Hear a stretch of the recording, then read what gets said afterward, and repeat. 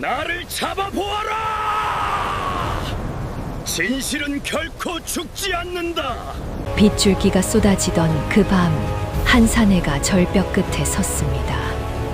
등 뒤에는 칼을 든 포졸 수십 명, 앞에는 보이지 않는 어둠의 낭떠러지. 부서진 다리, 찢어진 등, 어깨를 스친 화살. 그런데 그 사내는 미소를 지었지요.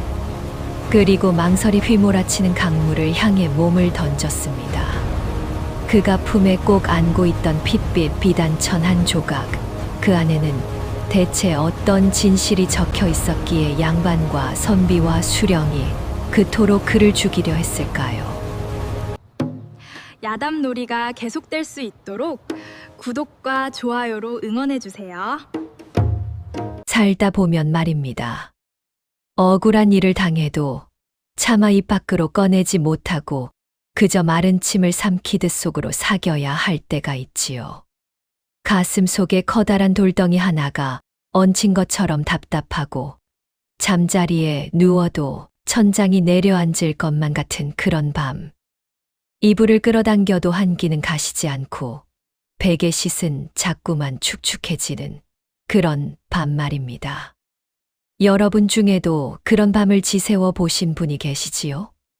누구에게도 말 못하고 그저 어두운 천장만 노려보며 새벽을 기다렸던 그 시간들. 저도 한때는 그랬습니다. 아니, 한때가 아니라 제 인생 전체가 그런 밤의 연속이었지요. 하지만 여러분, 꼭 기억하십시오. 사람은 그렇게 쉽게 무너지는 것이 아닙니다. 그 억울함이 속에서 조용히 도끼가 되어 쌓이는 법이지요. 그리고 어느 날 그 도끼가 마침내 터져 나오는 순간 세상은 뒤집히기 마련입니다.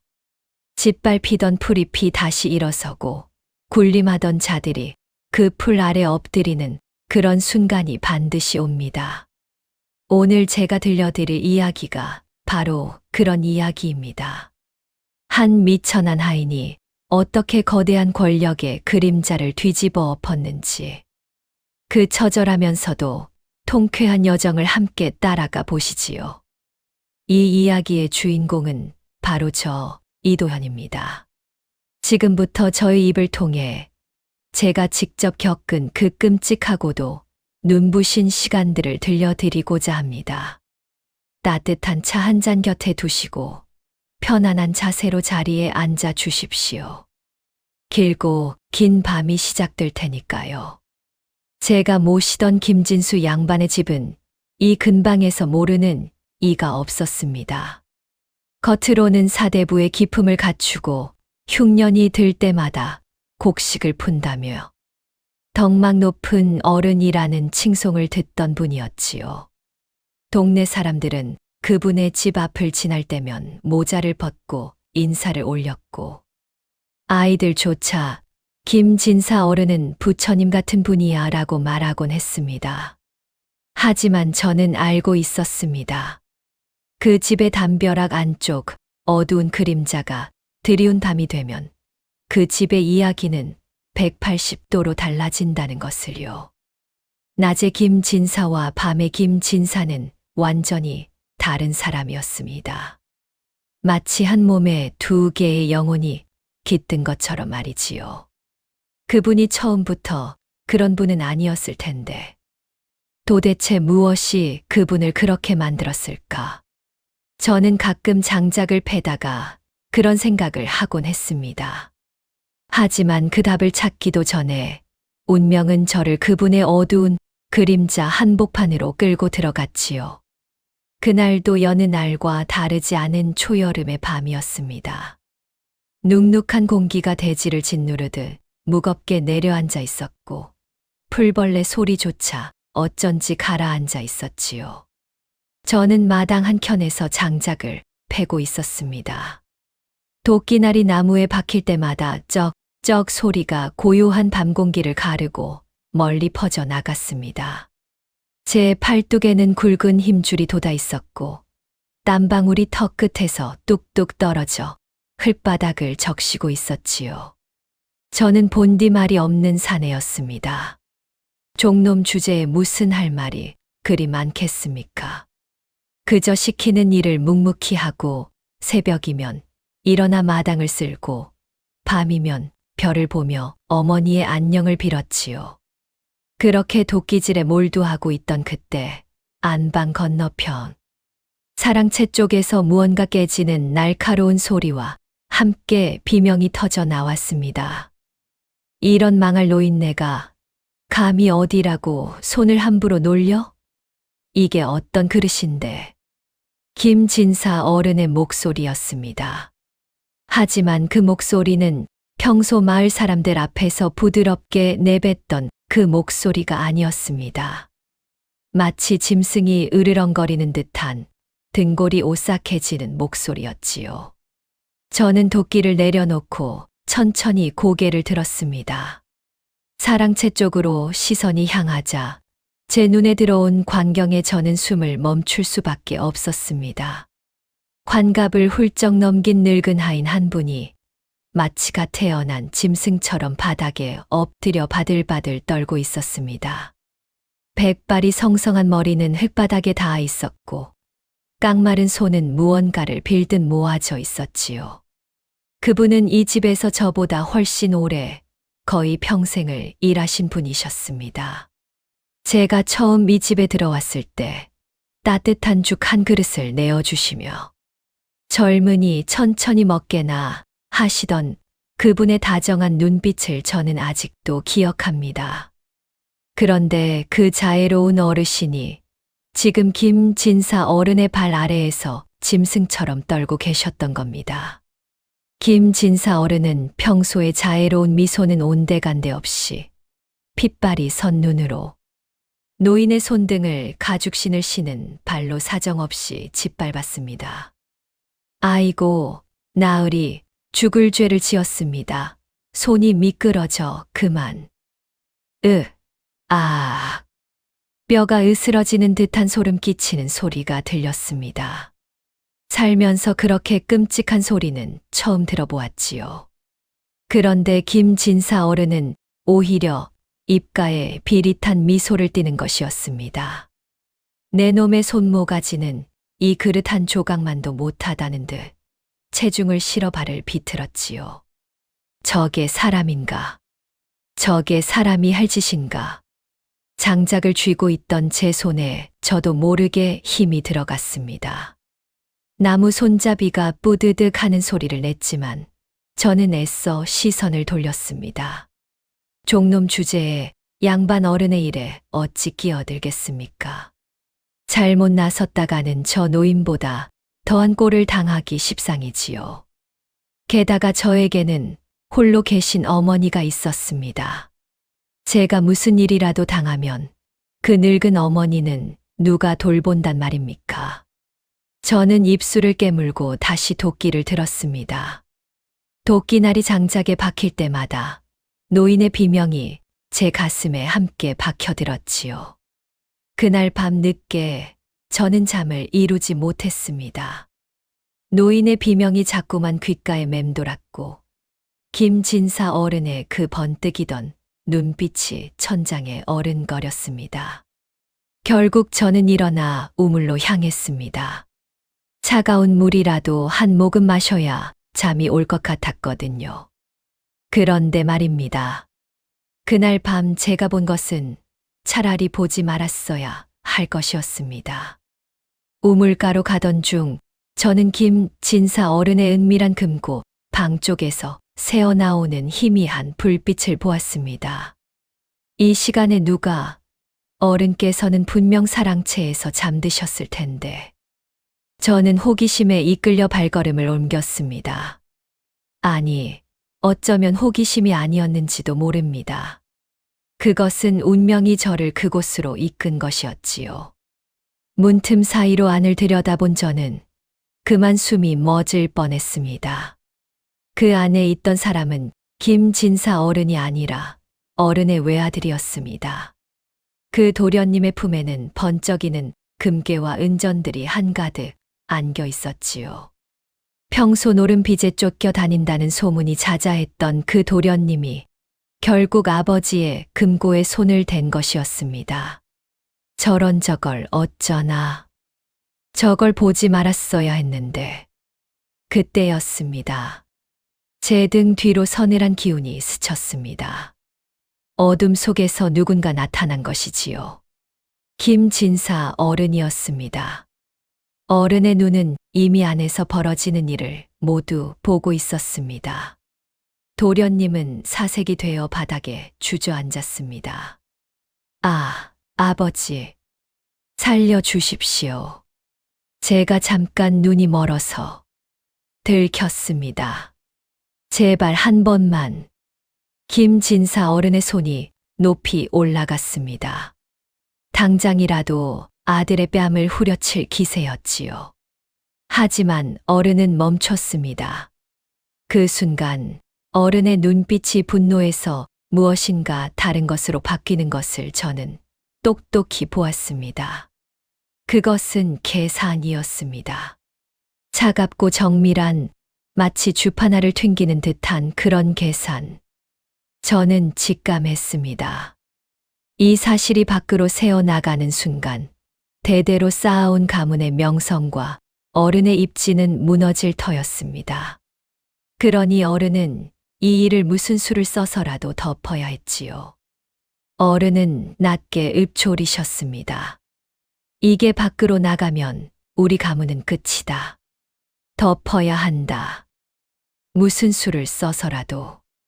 그 순간 어른의 시선이 마당의 어두운 곳, 바로 제가 숨어 있던 그 자리로 정확히 향했습니다. 들켰다. 들켜버렸어. 저는 숨을 쉴 수가 없었습니다. 등에서 식은땀이 흘러내렸고 다리가 후들거렸지요. 어른의 눈빛은 마치 사냥감을 발견한 짐승의 그것이었습니다. 차갑고 무자비하고 그리고 무언가를 결심한 듯한 그런 눈빛. 저는 황급히 발걸음을 옮겨 제 방으로 돌아왔습니다. 집더미 위에 누워 천장을 바라보았지만 잠은 오지 않았습니다. 가슴이 미친 듯이 뛰었고 머릿속에서는 한 가지 예감이 자꾸만 맴돌았지요. 내일 아침 이 집안의 공기는 피 냄새로 가득할 것이다. 그리고 그 피는 어쩌면 내 피일지도 모른다. 여러분, 그날 밤 저의 예감은 한치도 틀리지 않았습니다. 그리고 다음 날 아침이 밝았을 때 제 인생은 이미 돌이킬 수 없는 곳으로 굴러 떨어지고 있었지요. 이튿날 새벽 까마귀 울음소리가 유난히 불길하게 들렸습니다. 깍, 깍. 그 울음소리에 저는 눈을 떴습니다. 평소 같으면 아무 생각 없이 일어나 마당을 쓸었겠지만 그날은 달랐습니다. 무언가 잘못되어 가고 있다는 그 느낌, 짐승의 본능 같은 그 예감이 저를 사로잡고 있었지요. 그리고 잠시 후 그 예감은 현실이 되었습니다. 금고가 털렸다. 어떤간 큰 놈이 감히 내 방에 손을 댔단 말이냐? 김진사 어른의 비명이 집안을 깨웠습니다. 평온하던 집안은 순식간에 아수라장이 되었습니다. 포졸들이 들이닥쳤고 마당에는 모든 하인과 가솔이 일렬로 줄을 세워졌지요. 어린 계집종부터 늙은 행랑아범까지 모두가 영문을 모른 채 떨고 있었습니다. 저도 그 줄에 서 있었습니다. 하지만 저는 다른 이들과는 달랐지요. 저는 이미 알고 있었으니까요. 무엇이 어떻게 돌아가고 있는지, 그리고 이 칼날이 누구를 향하고 있는지를. 김진사 어른은 결연한 표정으로 사람들 앞을 천천히 걸으셨습니다. 마치 정말로 도둑을 찾는 것처럼 말이지요. 어른의 가죽신이 흙바닥을 밟을 때마다 저벅, 저벅 소리가 났고 그 소리가 가까워질수록 제 심장은 점점 더 빠르게 뛰었습니다. 하지만 어른의 발걸음이 멈출 곳은 이미 정해져 있었습니다. 바로 제 앞이었지요. 너구나. 이도현, 내 놈이지? 저는 담담하게 대답했습니다. 떨림을 감추려 애쓰면서 최대한 침착하게. 소희는 어젯밤 내내 마당에서 장작을 팼을 뿐입니다. 나으리께서도 보시지 않으셨습니까? 어른은 코웃음을 치셨습니다. 내 놈의 방에서 나온 이 은전들은 무엇으로 설명할 테냐? 내 놈이 뒤집어써라. 그게 내 팔자다. 은전이라니. 내 방에서 은전이 나오다니. 저는 그제야 모든 것을 깨달았습니다. 어젯밤 제가 잠든 사이 누군가 제 방에 미리 증거를 심어두었던 것이지요. 어른은 처음부터 저를 도둑으로 만들 작정이셨던 겁니다. 도련님의 죄를 덮기 위해서 누구라도 한 사람을 제물로 바쳐야 했던 것이고, 그 제물로 선택된 것이 바로 저였습니다. 말 없고 연고 없고 죽어도 아무도 찾지 않을 그런 하찮은 종놈. 저는 억울함을 호소할 틈도 없이 어두운 창고 방에 가두어졌습니다. 손목에는 굵은 새끼줄이 묶였고 입에는 거친 천 조각이 물려졌지요. 등 뒤로 문이 닫히는 순간 세상이 통째로 저를 버린 것 같은 그런 절망감이 밀려왔습니다. 어머니께서 이 소식을 들으시면 어머니 생각이 가장 먼저 났습니다. 홀로 외딴 집에서 살고 계시는 그 늙은 어머니. 제가 한 달에 한 번씩 받은 세경을 들고 가면 그렇게 환하게 웃어주시던 어머니. 우리 도현이가 이 어미 호강시키네 하시며 눈물을 글썽이시던 그 어머니께 저는 어떻게 이 소식을 전해야 할지 막막했습니다. 잠시 후 창고방의 문이 열렸습니다. 들어온 사람은 박상준 선비였습니다. 이 동네에서 학문이 깊다고 소문난 평소 고고한 학자 행세를 하던 분이었지요. 박 선비는 부드러운 목소리로 저를 꿰었습니다. 마치 다정한 형이 어린 아우를 달래는 것처럼. 도현아, 너무 억울해 말거라. 내가 잠시만 고생하면 된다. 김진사 어른께서 내 뒷배가 되어 주실게야. 잠깐이다. 인정하면 살려주마. 저는 그 말을 듣고 가슴이 콱 막혔습니다. 정말입니까? 진실을 밝히는 게 아니라 거짓을 인정해야 산다는 말씀입니까? 제 물음에 박선비는 대답 대신 비릿한 미소만 지었습니다. 그 미소를 본 순간 저는 모든 것을 깨달았지요. 박선비도 한패였던 겁니다. 글 공부했다는 사람이, 학문을 닦았다는 사람이 실은 김진사 어른과 한 통속이었던 거지요. 세상에 믿을 사람이 없구나. 글 읽는 선비조차 이 모양이구나. 그때 뒤에서 김진사 어른의 차가운 목소리가 들려왔습니다. 어른은 어느새 들어와 계셨던 겁니다. 네, 어미. 홀로 외딴 집에서 살고 있지. 늙은 노모가 아들의 죄 소식을 들으면 심장이 어찌 되겠느냐. 그리고 사고라는 건 언제든 일어날 수 있는 법이지. 그 말을 듣는 순간 제 머릿속이 새하얘졌습니다. 마치 누군가 제 머리에 망치를 내리친 것 같았지요. 어머니, 제 어머니. 세상에서 단 한 사람, 저를 진심으로 사랑해주는 그분. 그분의 이름이 저 더러운 입에서 나왔다는 사실만으로도 저는 분노의 몸이 떨렸습니다. 하지만 동시에 두려움이 분노를 짓눌렀지요. 저들이 정말로 어머니를 해친다면, 저 늙고 약한 어머니께 손을 댄다면? 제 눈동자가 격하게 흔들렸습니다. 자신의 목숨보다 소중한 어머니, 김진사 어른은 제 가장 약한 고리를 정확히 파고들었던 겁니다. 마치 짐승의 목줄을 잡아채듯 어른은 제 가장 아픈 곳을 움켜쥐었지요. 공기가 얼어붙는 듯 했습니다. 제 주먹 쥔 손이 부르르 떨렸고 손톱이 손바닥을 파고들어 피가 났지만 저는 그 통증조차 느끼지 못했습니다. 자, 그럼 다시 한번 물으마. 내가 훔친 것이냐? 방 안에는 무거운 정적이 흘렀습니다. 저는 머릿속이 갈갈이 찢기는 듯한 고통을 느꼈지요. 어머니의 인자한 얼굴과 어젯밤 잔인하게 노인을 짓밟던 김진사. 어른의 그 발이 자꾸만 교차되어 떠올랐습니다. 인정해야 한다.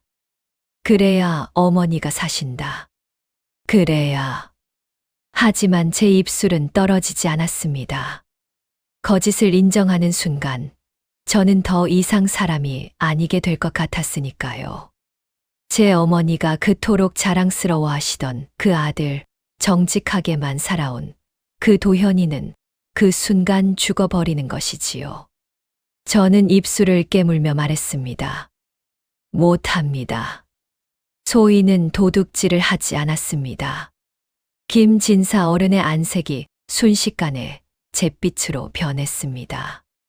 어른은 자신의 제안을 제가 받아들일 거라고 굳게 믿고 계셨던 거지요. 종놈 주제에 감히 거역할 거라곤 상상도 못 하셨을 겁니다. 그래, 그럼 어쩔 수 없지.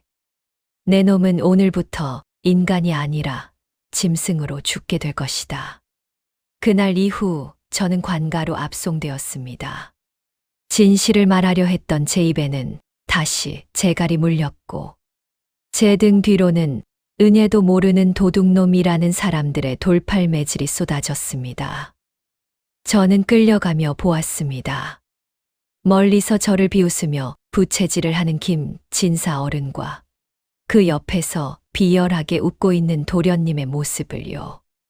그들은 제 절망을 마치 한 편의 연극 보듯 즐기고 계셨지요. 기억해 두마. 너희들의 그 웃음을. 내가 죽지 않는 한 절대 잊지 않으마. 차가운 옥사 바닥에 던져진 저는 그제야 결심했습니다. 이 썩어 빠진 판을 제 손으로 직접 뒤집어 엎겠노라고. 비록 지금은 새끼줄에 묶인 한낱 종놈이지만 언젠가 반드시. 그런데 그때였습니다. 옥방 구석 어둠 속에서 누군가의 목소리가 들려왔습니다. 마른 잎이 바스락거리는 듯한 그러면서도 묘하게 또렷한 그런 목소리. 이보게, 자네만 억울한 줄 아나? 여기 있는 자들 모두 저들의 그림자가 된 사람들이야. 그리고 내일이면 자네는 세상에 없을 걸세. 저는 충격에 휩싸였습니다. 내일이면 사형이라니. 도대체 이 배후에는 얼마나 더 거대한 음모가 도사리고 있는 것일까? 여러분, 앞서 보신 것처럼 그날 저의 운명은 참으로 가혹했습니다. 믿었던 세상이 등을 돌리고 가장 고귀해야 할 이들이 가장 추악한 민낯을 드러냈을 때 그 배신감은 오죽했을까요? 이제 그 비극의 소용돌이가 어떻게 제 삶을 송두리째 삼켜버렸는지, 그리고 그 위선의 끝은 어디였는지 그 참담한 현장 속으로 함께 들어가 보시지요. 장터는 여느 때처럼 활기로 가득했습니다. 하지만 그 활기 밑바닥에는 타인의 불행을 구경하려는 인간의 본능적인 잔인함이 깔려 있었지요. 사람이라는 게 참 묘한 게 누군가 잘 되는 꼴은 빼. 아파하면서도 누군가 무너지는 꼴은 그렇게 신이 나서 구경하는 법입니다. 그것이 인간의 가장 추악한 본성이지요. 떼약볕이 머리 위에서 사정없이 내리쬐던 한낮, 저는 포박당한 채 차가운 흙바닥에 무릎이 꿇려 있었습니다. 손목과 발목에 묶인 새끼줄이 살갗을 파고들어 피가 배어 나왔지만 누구 하나 그것을 살펴주는 이는 없었지요. 사람들은 웅성거리며 저를 향해 손가락질을 해댔습니다. 쯧쯧 멀쩡하게 생겨가지고는 은혜를 원수로 갚아도 유분수지. 김진사 나으리가 어떤 분인데 저런 놈은 거열형에 처해야 해. 나라에 기강이 서질 않잖아. 저는 그 말들을 들으며 입술을 깨물었습니다. 저들도 어쩌면 김진사 어른의 곡식을 받아본 적이 있는 사람들이겠지. 어른의 그 가짜 자비를 진짜라고 믿어 의심치 않는 사람들. 저들에게 진실을 말한들 누가 믿어줄까? 세상 인심이 그런 거지요. 한번 누군가가 나쁜 놈이라고 낙인 찍히면 그 사람의 진심이고 진실이고 다 묻혀버리는 겁니다. 사람들은 진실을 보려 하지 않고 그저 자기가 보고 싶은 것만 보려 하니까요. 그때 군중을 가르며 박상준 선비가 나타났습니다. 그분은 정갈한 도포를 휘날리며 마치 정의의 사도라도 된 양 엄숙한 표정을 짓고 있었지요. 그분의 입에서는 향긋한 차 향기가 났지만 저는 알고 있었습니다. 그 입속에는 독사가 꽈리를 틀고 있다는 것을요. 박선비는 군중을 향해 손을 들어 올렸습니다. 모두 진정하십시오. 우리 조선은 법도가 있는 나라입니다. 아무리 죄가 중하다 한들 공정하게 조사하여 한 점 의혹도 남기지 않아야 하는 법 아니겠습니까? 사람들은 그분의 그 고결한 태도에 감탄하며 고개를 끄덕였습니다. 역시 박선비님이야. 참된 군자시로군. 찬사가 쏟아졌지요. 저는 그 광경을 보며 속으로 차갑게 웃었습니다. 저게 바로 위선의 가장 무서운 모습이구나. 칼을 들고 사람을 죽이는 자보다 미소를 지으며 등 뒤에서 칼을 꽂는 자가 훨씬 더 무서운 법이지. 박선비는 자기 자신조차 자기가 정의롭다고 믿고 있는 것 같았습니다. 거짓말을 너무 오래 한 사람은 결국 자기 자신도 그 거짓을 진실로 믿어버리게 되는 법이거든요. 그 선비가 저를 내려다볼 때 저는 똑똑히 보았습니다. 그분의 눈동자 너머에서 번뜩이는 차가운 조소를.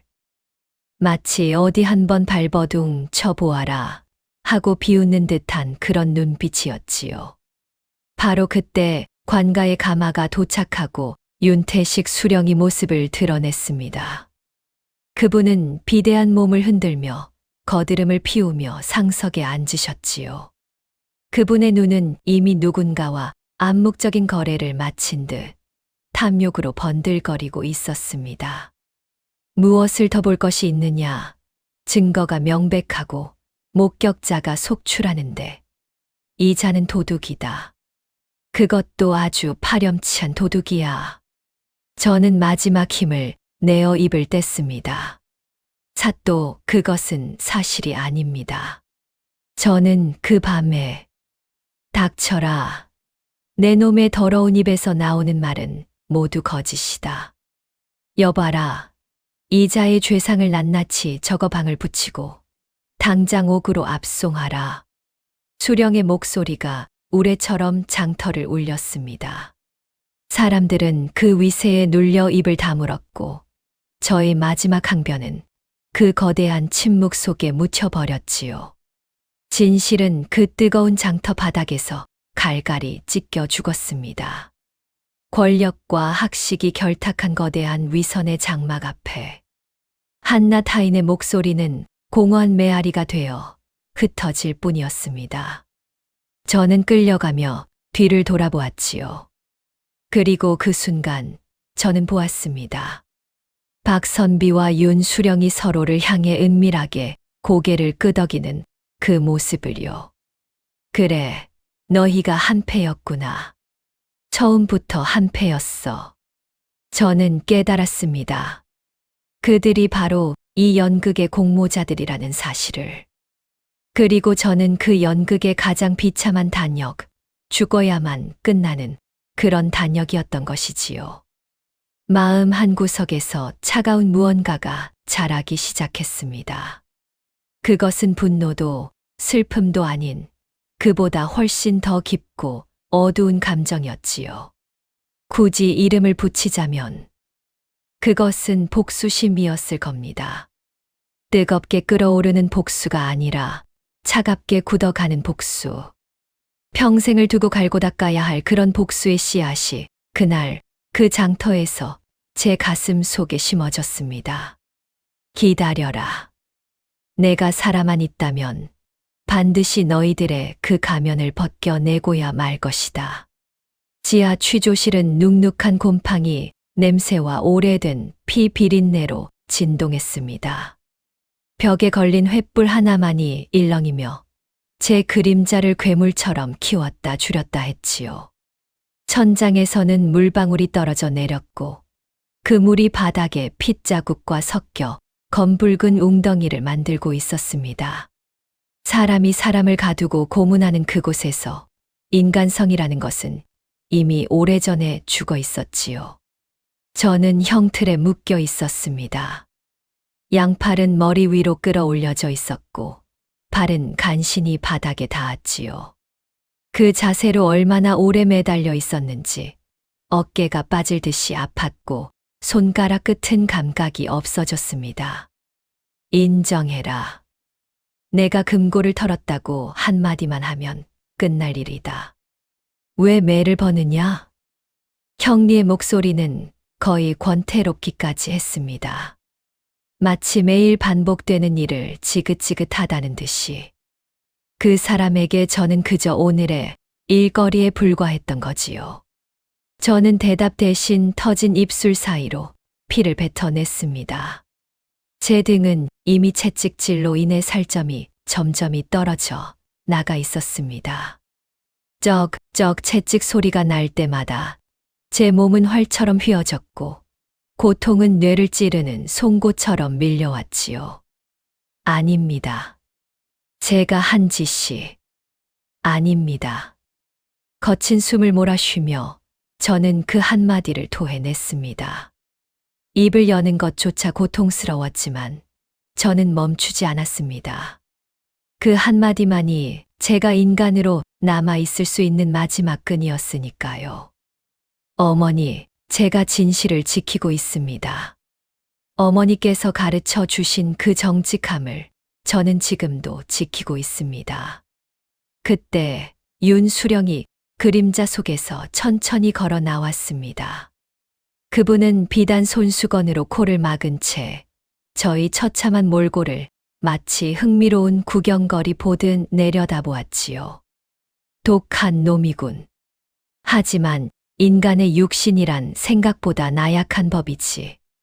자, 이번엔 주리를 들어라. 뼈가 비명을 지를 때까지 멈추지 마라. 주리. 그 말을 듣는 순간 저는 본능적으로 몸을 떨었습니다. 주리는 다리 사이에 굵은 몽둥이를 끼우고 양쪽으로 비틀어 짜는 형벌이지요. 견뎌낸 사람이 거의 없다는 그 끔찍한 형벌. 굵은 몽둥이가 제 허벅지 사이에 끼워졌습니다. 형리들이 줄을 당기자 제 무릎 관절이 어긋나는 끔찍한 소리가 방 안에 울려 퍼졌습니다. 으아악. 비명이 천장을 때렸지만 돌아오는 것은 서늘한 정적뿐이었습니다. 그 정적 속에서 저는 제 몸이 산산이 부서지는 소리를 들었지요. 살이 찢어지고 뼈가 비틀리고 신경이 끊어지는 그 모든 소리가 제 안에서 한꺼번에 울려 퍼졌습니다. 고통의 극점에서 저는 보았습니다. 저 멀리 열린 문틈으로 깨끗한 옷을 입고 뒷짐을 진 채 상황을 지켜보는 김진사 어른의 실루엣을요. 어른은 마치 잘 짜인 연극을 감상하는 관객처럼 평온해 보였습니다. 어쩌면 즐기고 있었는지도 모르지요. 저것도 사람인가? 사람의 탈을 쓴 짐승이 아닌가? 짐승도 이런 짓은. 그 순간 제 안에서 무언가가 끊어졌습니다. 그것은 세상에 대한 마지막 믿음이었지요. 법도라는 게 있다고 배웠습니다. 정의라는 게 있다고 배웠습니다. 나라가 백성을 보호한다고 배웠습니다. 하지만 그 모든 것이 거짓이었습니다. 법도도 정의도 나라도 결국 힘 있는 자들의 놀이개일 뿐이라는 사실이 그날 제 뼈에 깊이 박혔지요. 여러분, 사람이 정말로 무서워질 때가 언제인지 아십니까? 자신의 모든 믿음이 산산조각 났을 때입니다. 더 이상 잃을 것도 지킬 것도 없을 때, 살이 타들어가고 뼈가 가루가 되는 그 고통 속에서 저의 눈빛은 오히려 기이할 정도로 맑아지기 시작했습니다. 그것은 살고자 하는 욕망이 아니었습니다. 죽어서라도 저들을 지옥으로 끌고 가겠다는 서늘한 복수심이었지요. 살려두지 않는다. 너희 모두를 살려두지 않는다. 내가 비록 이 자리에서 죽는다 해도 내 원혼이 너희를 끝까지 따라다닐 것이다. 형리들은 결국 저를 다시 옥으로 끌고 갔습니다. 제 입에서 자백을 받아내지 못해 짜증이 나보였지만 제가 살아있는 한 또 끌어내어 고문할 수 있다는 것을 알기에 그저 발길질 한 번으로 만족했지요. 옥사 바닥에 던져진 저는 한참을 숨도 못 쉬고 누워 있었습니다. 온몸이 다 부서진 듯했고 입에서는 자꾸만 피가 흘러나왔습니다. 하지만 그 와중에도 제 머릿속은 한 가지 생각으로 가득 차 있었지요. 살아남자. 어떻게든 살아남자. 살아서 저들의 가면을 찢어내자. 하늘도 무심하시지. 제가 옥에서 고초를 겪던 그날 하늘에서는 구멍이라도 난 듯 장대비가 쏟아졌습니다. 이건 나중에 들은 이야기입니다. 옥사에 갇혀 있던 제가 어떻게 알았겠습니까? 하지만 그날의 이야기를 들은 후 저는 한동안 잠을 이루지 못했습니다. 어머니가 겪으신 그 고통이 마치 제 일처럼 가슴을 짓눌렀거든요.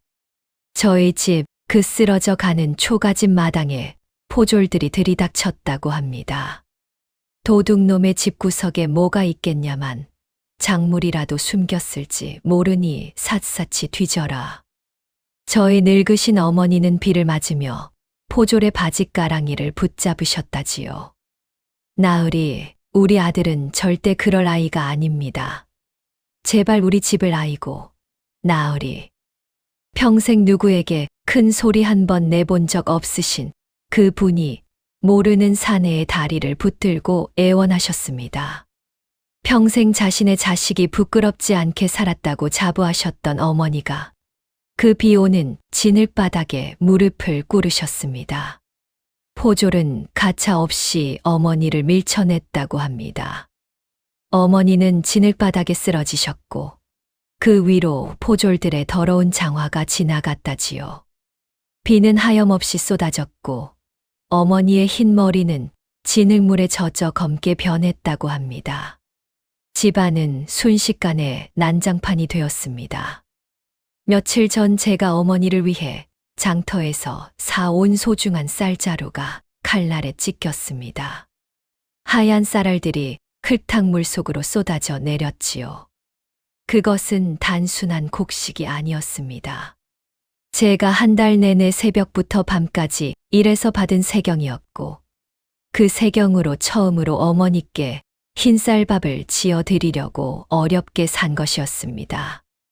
어머니께 한 그릇이라도 따뜻한 흰쌀밥을 지어 드리고 싶었는데 평생 보리쌀만 드시던 그분께 한 번이라도 좋은 쌀로 밥을 해 드리고 싶었는데 어머니는 쏟아진 쌀을 손으로 긁어 모으며 오열하셨다고 합니다. 내 새끼 밥해 줘야 하는데 쌀이 어떤 쌀인데 새끼 세경으로 산 쌀인데 그 말을 전해 들었을 때 저는 옥사 안에서 짐승 같은 울음을 터뜨렸습니다. 어머니의 그 한마디가 제 가슴을 천갈래로 찢어 놓았지요. 비정한 권력은 그 눈물조차 비웃었습니다. 가재도구는 박살났고 제 어린 시절 추억이 담긴 낡은 목판도 포졸의 발길질에 두 동강이 났습니다. 그 목판은 제가 어렸을 때 글공부를 하던 것이었지요. 종놈 주제에 무슨 글공부냐고 하실지 모르지만 어머니께서는 늘 말씀하셨습니다. 도현아, 비록 우리는 가진 것은 없지만 마음만은 양반보다 더 떳떳하게 살자. 그리라도 알아야 사람 노릇한다. 그 어머니의 가르침이 담긴 그 목판이 그렇게 짓밟혀 부서졌던 겁니다. 비바람 속에 홀로 남겨진 어머니는 결국 정신을 잃고 쓰러지셨습니다. 저는 옥사 창살 너머로 내리는 비를 보며 직감했지요. 제 세계가 완전히 무너져 내렸음을. 가족도, 집도, 미래도 이제는 남지 않았습니다. 제 손에 쥔 것은 오직 부서진 몸과 활활 타오르는 분노뿐이었지요. 그때 옥사 저 깊은 어둠 속에서 다시 그 노인의 목소리가 들려왔습니다. 이제 알겠는가? 저들은 자네의 모든 것을 가져가야만 멈출 걸세. 하지만 자네가 가진 게 아무것도 남지 않았을 때 비로소 진정한 무기를 갖게 되는 법이지. 저는 피 섞인 침을 뱉으며 물었습니다. 입술이 부어 발음조차 제대로 되지 않았지만 저는 묻지 않을 수 없었습니다. 그 무기가 무엇입니까? 노인이 천천히 다가왔습니다. 어둠 속에서 그분의 눈만이 형형하게 빛나고 있었지요. 그 눈은 저와 똑같은, 아니 그보다 훨씬 더 깊은 증오로 이글거리고 있었습니다. 자네의 목숨을 건 진실의 칼날이지. 내가 그걸 갈아주겠네. 하지만 명심하게. 그 칼을 쥐는 순간 자네는 더 이상 인간으로 돌아갈 수 없네. 제 눈앞에 쓰러진 어머니와 비웃는 김 진사 어른의 얼굴이 번갈아 스쳐 지나갔습니다. 어머니의 그 눈물 젖은 목소리. 내 새끼 밥해줘야 하는데. 제 귀에 메아리 쳤습니다. 저는 떨리는 손을 뻗어 노인의 손을 잡았습니다. 그 손은 차갑고 마디마디가 굴었으며 노인의 인생이 그대로 새겨져 있는 듯한 그런 손이었지요. 인간으로 돌아갈 수 없다고. 그렇다면 차라리 그게 낫겠다. 어머니를 그 꼴로 만든 자들과 같은 세상에서 인간 행세를 하고 살바해야 차라리 짐승이 되어 그들의 목을 물어뜯는 것이 낫지. 하겠습니다. 어떤 칼이든 제 손에 쥐어 주십시오. 그 순간 저는 제 안에서 무언가가 죽고 무언가가 새로 태어나는 것을 느꼈습니다. 그것은 악마와의 계약일까요? 아니면 지옥에서 온 구원의 손길일까요?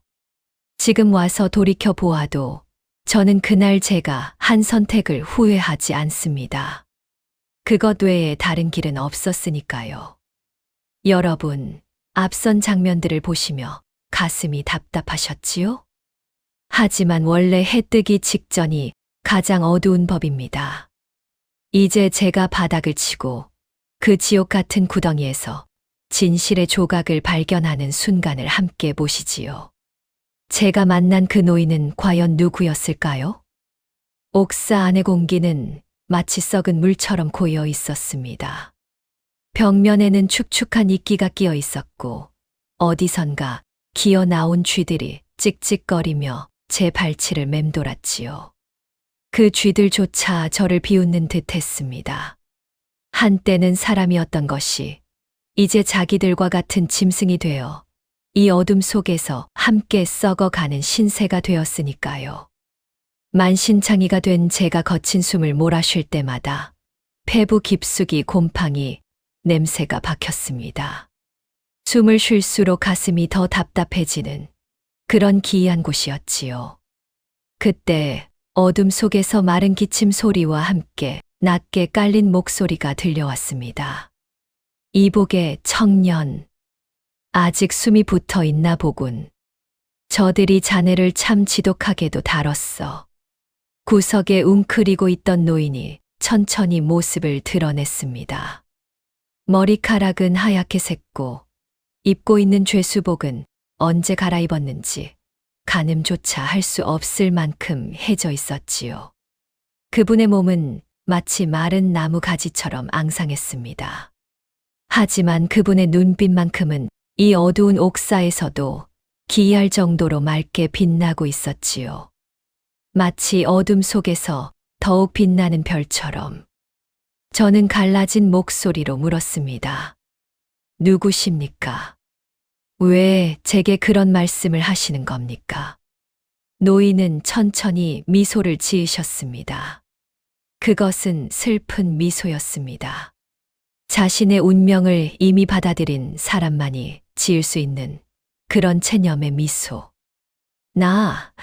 나는 저 위선자들의 뒤처리를 하던 자라네. 김진수가 땅을 넓힐 때, 박상준이 명성을 쌓을 때, 윤태식이 황금 궤짝을 채울 때 그들의 손에 묻은 피를 닦아 주던 그림자였지. 저는 정신이 번쩍 들었습니다. 노인의 입에서 나온 이름들, 김진수, 박상준, 윤태식. 저를 나락으로 밀어넣은 자들의 이름이 줄줄이 엮여 나왔습니다. 그저 우연히 한 동네에 사는 사람들이라고만 생각했던 그분들이 실은 오래전부터 한 줄에 꿰어진 사람들이었던 겁니다. 한패였다. 처음부터 저들은 모두 한패였어. 노인은 비릿한 웃음을 지으며 말을 이어가셨습니다. 이건 모두 꾸며진 일이야. 자네가 도둑이 된 건 우연이 아니란 말일세. 양반 김진수, 선비 박상준, 그리고 수령 윤태식. 저들은 이미 오래전부터 한패였다네. 가문의 치부를 가리고 민심을 잠재우기 위해 자네 같은 힘없는 청년을 제물로 바친 거지. 자네가 처음이 아니야. 자네 전에도 수많은 청년들이 있었네. 그리고 자네 다음에도 또 있을 것이고. 저는 주먹을 쥐었습니다. 손톱이 손바닥을 파고들어 피가 났지만 저는 그 통증을 거의 느끼지 못했습니다. 분노가 모든 감각을 마비시키고 있었거든요. 증거는요? 그들이 한패라는 증거가 있단 말입니까? 노인은 잠시 침묵하셨습니다. 옥사 천장에서 물방울이 떨어지는 소리만이 정적을 메웠습니다. 툭, 툭. 그 물방울 소리가 마치 시간을 세는 시계 소리처럼 들렸습니다. 째깍거리며 저의 남은 시간을 알려주는 시계처럼. 노인이 천천히 손을 뻗어 자신의 가슴팍 흉터를 가리키셨습니다. 죄수복 사이로 살짝 드러난 그 흉터는 마치 칼로 도려낸 듯 깊고 처참했지요. 증거 있었지. 그들의 결탁이 적힌 서신과 매물장부. 하지만 진실을 쥐고 있는 자는 반드시 죽거나 아니면 나처럼 산송장이 되어 이곳에 갇히게 된다네. 그래서 내가 지금 여기 있는 거야. 저는 온몸에 소름이 돋았습니다. 제가 겪은 이 모든 참사가 단순한 불운이 아니라 거대한 권력의 톱니바퀴 아래에서 설계된 비극이라는 사실을 깨닫는 순간이었지요. 저는 그저 그 톱니바퀴에 끼어 으스러진 가루 한 줌에 불과했던 겁니다. 여러분, 세상에서 가장 무서운 것이 무엇인지 아십니까? 바로 믿었던 정의가 악의 하수인이 되어 나를 짓밟을 때입니다. 정의를 행한다고 외치는 자들이 실은 가장 큰 죄인일 때, 사람은 더 이상 어디에 매달려야 할지 알 수 없게 되지요. 저의 가슴 속에서 차가운 분노가 들끓기 시작했습니다. 그것은 뜨겁게 타오르는 불길이 아니라 얼음장처럼 차가운 그러나 단단한 결심이었습니다. 복수한다. 반드시 복수한다. 내가 가진 모든 것을 걸고서라도. 저는 노인을 바라보며 물었습니다. 어르신, 저에게 무엇을 가르쳐 주시려는 겁니까? 그 진실의 칼이라는 것은 어디에 있습니까? 노인은 천천히 고개를 끄덕이셨습니다. 내가 살아온 시간이 자네에게 모두 옮겨질 걸세. 내가 본 것, 내가 들은 것, 내가 숨겨둔 것, 모든 것을. 하지만 시간이 많지 않아. 그러니 잘 들으시게. 그날 밤 내내 노인은 저에게 모든 것을 풀어놓으셨습니다. 김 진사가 어떻게 평민들의 땅을 빼앗았는지, 박선비가 어떻게 과거 시험을 조작했는지, 윤수령이 어떻게 한양의 권세가에게 줄을 댔는지, 그리고 가장 중요한 것, 그 모든 증거가 어디에 숨겨져 있는지를. 마을 변두리에 허름한 사당이 있네. 그 안에 모셔진 작은 불상. 그 아래 흙을 깊이 파보게. 거기에 내가 평생을 모아온 진실이 있을 걸세. 저는 그 말을 가슴 깊이 새겼습니다. 마치 그것이 제 마지막 유언인 것처럼. 새벽이 되어갈 무렵 노인은 말을 마치셨습니다. 그분의 목소리는 점점 작아졌고 숨소리도 거칠어졌지요. 자네에게 모든 것을 넘겼네. 이제 나는 편히 갈 수 있겠어. 저는 그분의 손을 잡았습니다. 차가웠던 그 손이 이제는 더욱 차가워져 있었지요. 어르신, 어르신. 하지만 그분은 더 이상 대답하지 않으셨습니다. 다음 날 아침 옥사 안으로 희미한 새벽빛이 스며들었습니다. 저는 노인에게 더 자세한 내용을 묻기 위해 몸을 일으켰습니다. 부서진 다리가 욱신거렸지만 어젯밤들은 이야기들의 빈틈을 채워야 했지요. 그분이 가르쳐 주신 진실의 조각들이 아직 제 머릿속에서 완전히 정리되지 않았으니까요. 그런데 건너편 구석이 비어 있었습니다. 노인이 앉아 있던 자리에는 차가운 바닥과 낡은 집더미뿐이었지요. 마치 처음부터 아무도 없었던 것처럼. 이보세요, 어르신, 어디 계십니까? 창사를 흔드는 소리에 옥졸이 귀찮다는 듯 달려왔습니다. 아침부터 웬 소란이냐? 조용히 못해. 여기 있던 노인분은 어디로 가셨습니까? 간밤에 분명 여기 계셨는데. 옥졸은 심드렁하게 대답했습니다. 그 목소리에는 한 사람의 죽음에 대한 어떤 슬픔도 안타까움도 담겨 있지 않았지요. 아, 그 영감탱이? 죽었다. 아침에 보니 숨이 멎었기에 벌써 내다 버렸지. 저희 심장이 덜컥 내려앉았습니다. 불과 몇 시간 전까지 저와 대화하던 분이 흔적도 없이 사라졌다는 사실이 믿기지 않았습니다. 옥졸들이 시신을 치우는 소리도 노인의 마지막 신음도 듣지 못했지요. 어젯밤 제가 잠든 사이 누군가 조용히 그분을 데려간 겁니다. 이것은 자연사가 아니었습니다. 입막음이다. 그 노인이 나에게 진실을 말했다는 것을 저들이 눈치챈 거야. 다음은 내 차례겠지. 저는 주위를 둘러보았습니다. 옥사 구석구석을 살피던 제 눈에 노인이 머물던 자리, 벽면 깊숙한 틈새에 삐져나온 작은 천 조각이 보였습니다. 그것을 꺼내보니 낡은 비단천에 피로 쓴 듯한 글자가 새겨져 있었습니다.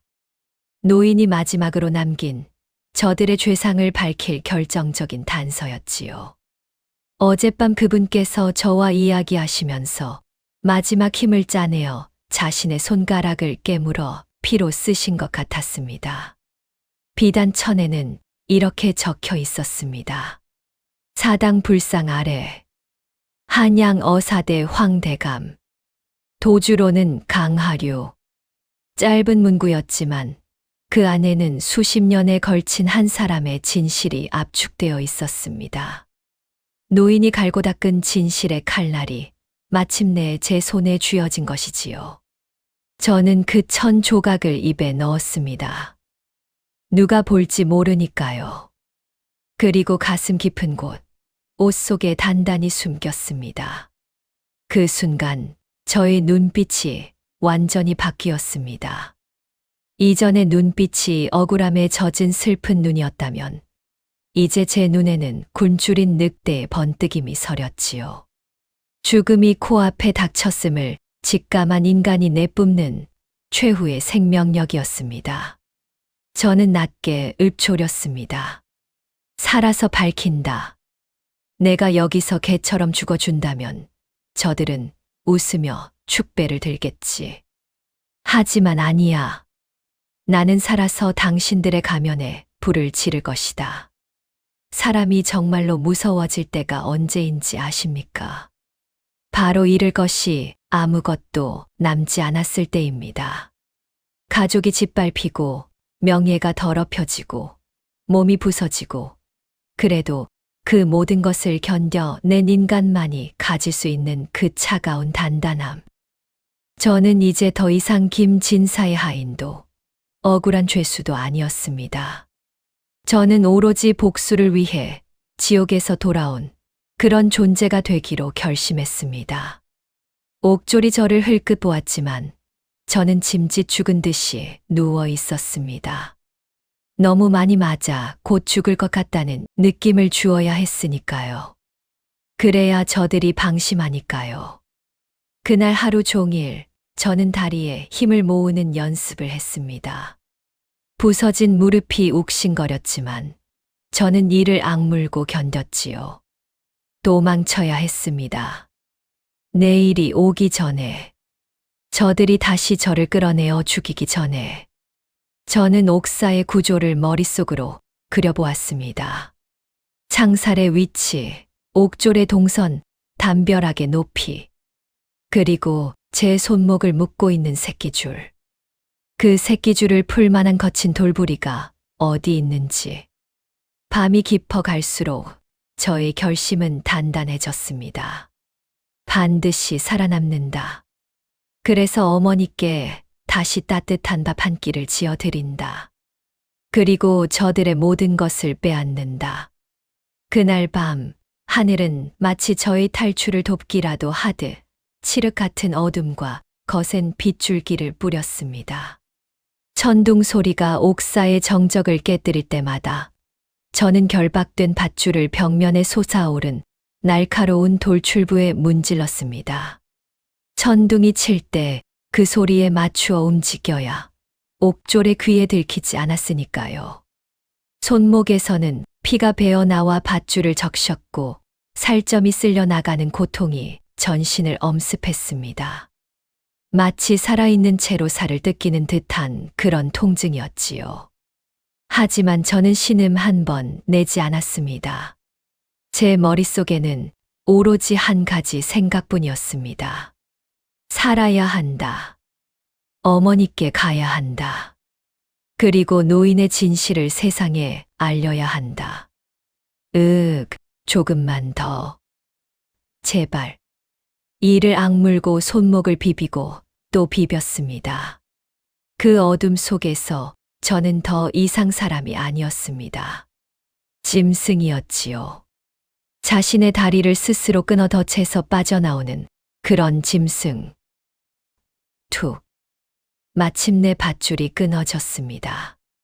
저는 떨리는 손으로 옥사문 너머 졸고 있는 옥졸의 허리춤에서 열쇠를 낚아챘습니다. 금속이 부딪히는 소리가 천둥 소리에 묻혀 고요히 울렸지요. 그 한순간 옥졸이 코를 골며 자세를 바꾸었지만 다행히 깨지는 않았습니다. 문이 열리고 저는 비틀거리는 몸을 이끌고 옥사 밖으로 나섰습니다. 빗물이 상처 부위에 닿자 불을 지르는 듯한 통증이 밀려왔지만 그는 멈추지 않았습니다.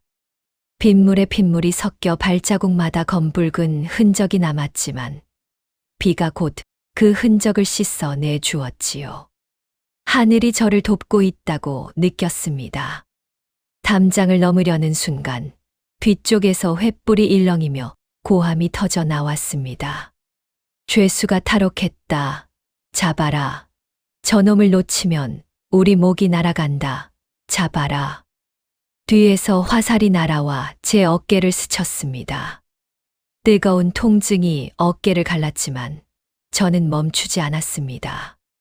멈추는 순간 끝이라는 것을 알았으니까요. 저는 뛰기 시작했습니다.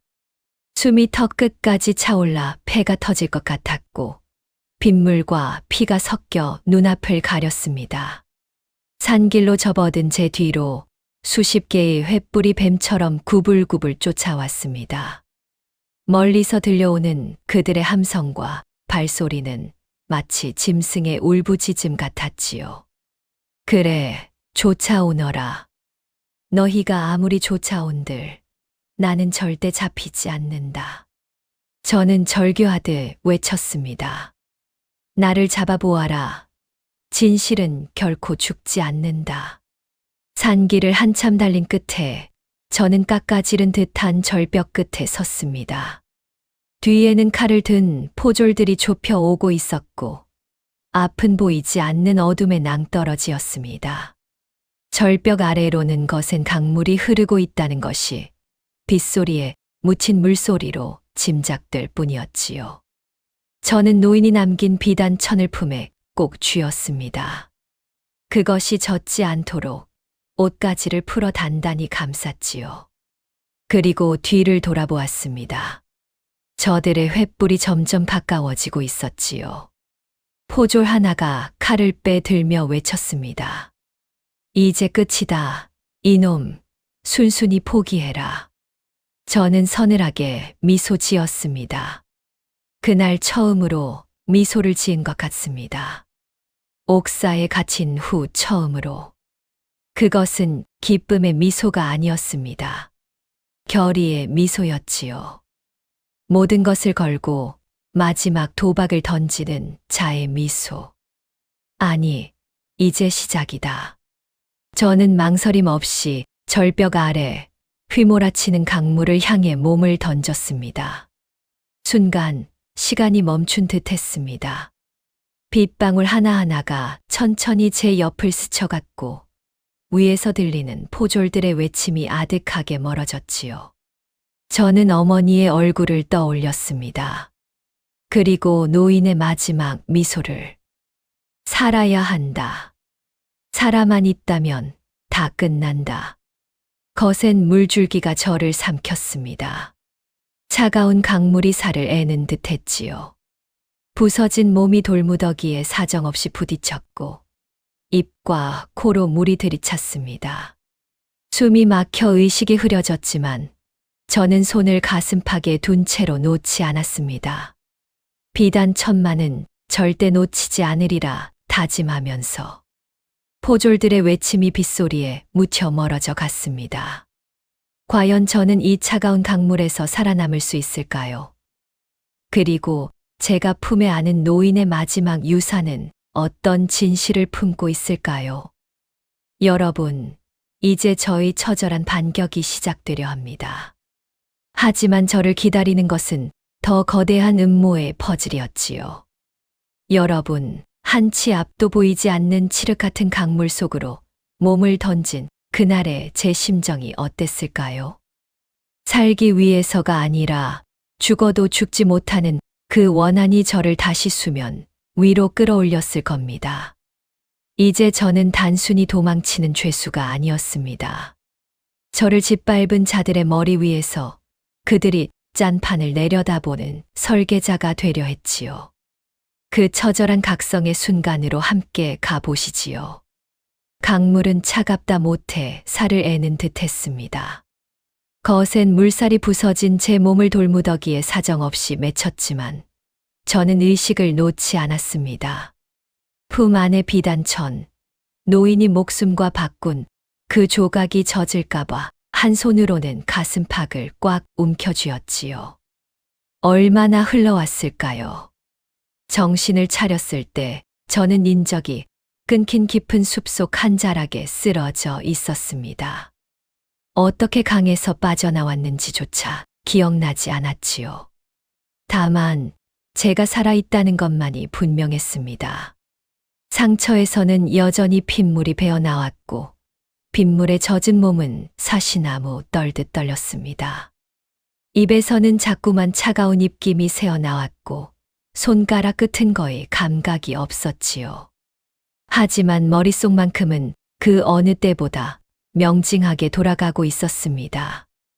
마치 죽음의 문턱을 넘나든 사람만이 가질 수 있는 그런 기이한 명료함이었지요.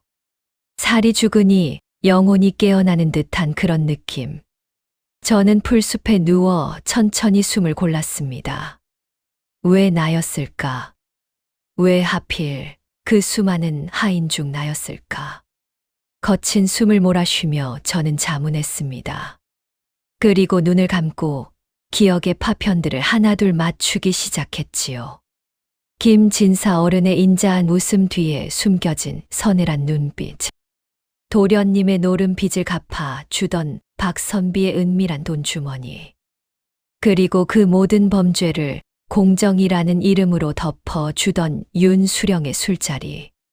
조각조각 흩어져 있던 기억들이 마치 짜 맞춰진 퍼즐처럼 하나의 그림으로 떠올랐습니다. 그제야 저는 모든 것을 깨달았지요. 그놈이 뒤집었을 겁니다. 그래, 박선비가 그날 밤 김진사 어른에게 했던 말이야. 처음부터 나였어. 말 없고 연고 없고 죽어도 아무도 찾지 않을. 나는 그들에게 인간이 아니라 소모품이었던 거야. 여러분 살다 보면 왜 나에게 이런 일이 생길까 싶을 때가 있지요. 저도 그날 밤 차가운 강가에서 그 질문을 수없이 되뇌었습니다. 하지만 결국 깨달았지요. 그것은 우연이 아니었다는 것을. 저들의 치밀한 계산이었다는 것을. 힘없는 자, 가난한 자, 의지할 데 없는 자. 그런 사람들은 늘 저들의 표적이 되어 왔습니다.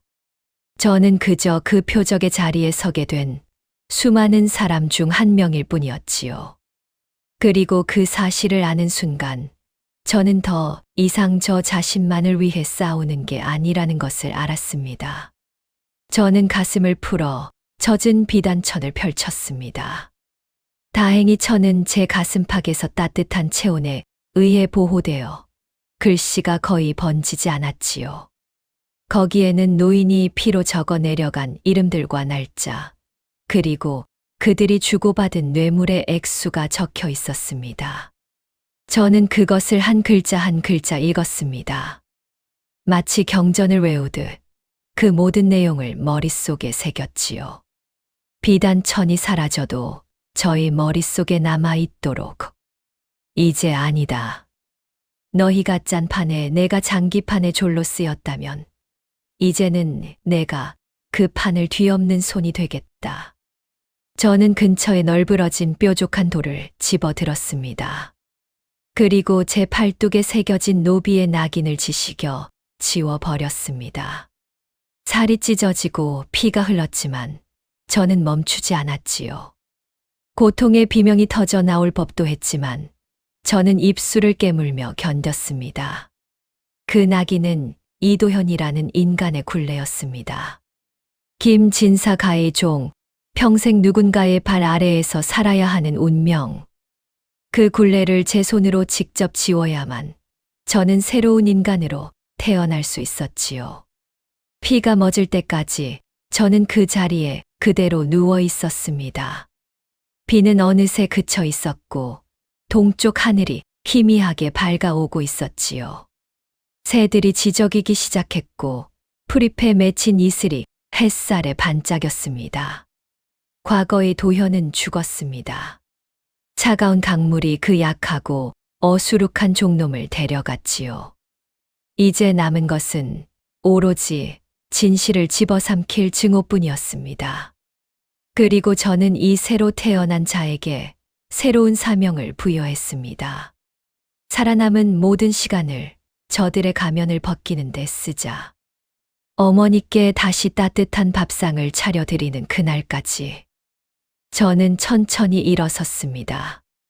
부서진 무릎이 욱신거렸지만 저는 한 걸음 한 걸음 발을 내디뎠습니다. 숲 깊은 곳, 인적이 닿지 않을 곳을 찾아 들어가야 했지요. 며칠이라도 좋으니 몸을 회복하고 계획을 세워야 했으니까요. 그렇게 저는 사라진 사람이 되었습니다. 세상 사람들은 모두 제가 절벽에서 떨어져 죽은 줄 알았겠지요. 하지만 죽은 자만이 가질 수 있는 자유가 있었습니다. 누구의 눈에도 띄지 않고 누구의 손에도 잡히지 않는 그런 자유. 저는 그 자유를 무기 삼아 천천히 저들의 심장을 향해 다가가기로 했습니다. 며칠 뒤 저는 누더기를 걸친 거지로 변장한 채 다시 마을로 잠입했습니다. 얼굴에는 진흙을 발랐고 머리는 산발이 되도록 헝클어 놓았지요. 부서진 다리는 한쪽을 절뚝거리며 걸었고 등은 잔뜩 굽혔습니다. 그렇게 변장하니 저를 평생 부려먹었던 김진사조차 알아보지 못할 정도였지요. 죽은 줄로만 알았던 제가 김진사 어른의 집 담벼락 아래 그림자처럼 매달려 있을 줄은 그 누구도 몰랐겠지요. 저는 한밤중을 기다렸습니다. 마을의 등불이 하나둘 꺼지고 거리에서 사람들이 사라질 때까지. 그리고 모든 것이 고요해진 시간, 저는 김진사 어른의 집 담장을 기어 올랐습니다. 어릴 적부터 그 집의 모든 구석구석을 알고 있었던 저였기에 어느 곳을 잡고 어느 곳에 발을 디뎌야 하는지 본능적으로 알 수 있었지요. 담 위로 기어 올라간 제 귀에 익숙하고도 역겨운 웃음소리가 들려왔습니다.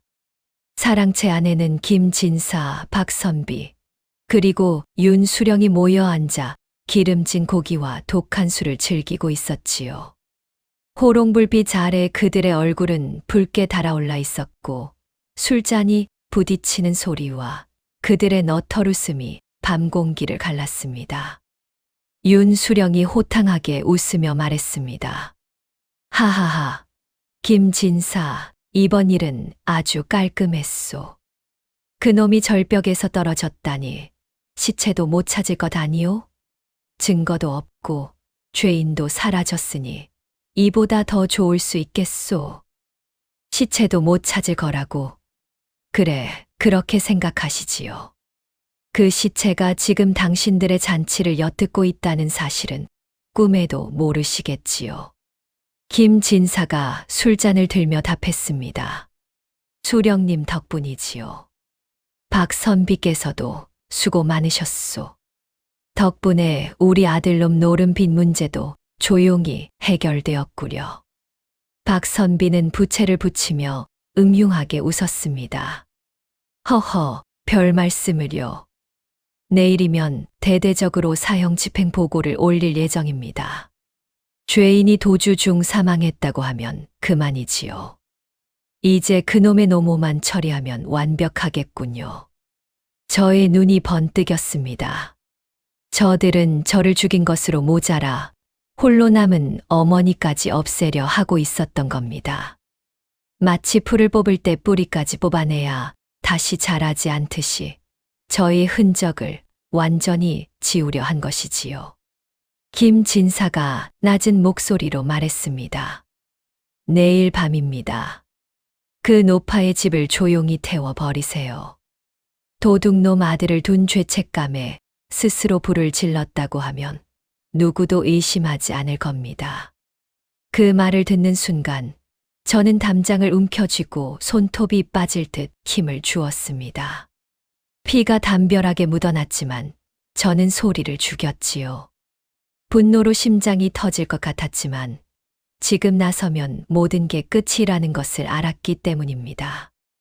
어머니 한 분을 구하기 위해 저는 모든 진실을 묻어버릴 수는 없었지요. 저는 입술을 꽉 깨물고 마음속으로 외쳤습니다. 어머니, 조금만 더 견디세요. 제가 반드시 시간을 맞추겠습니다. 저는 천천히 담장에서 내려와 어둠 속으로 사라졌습니다.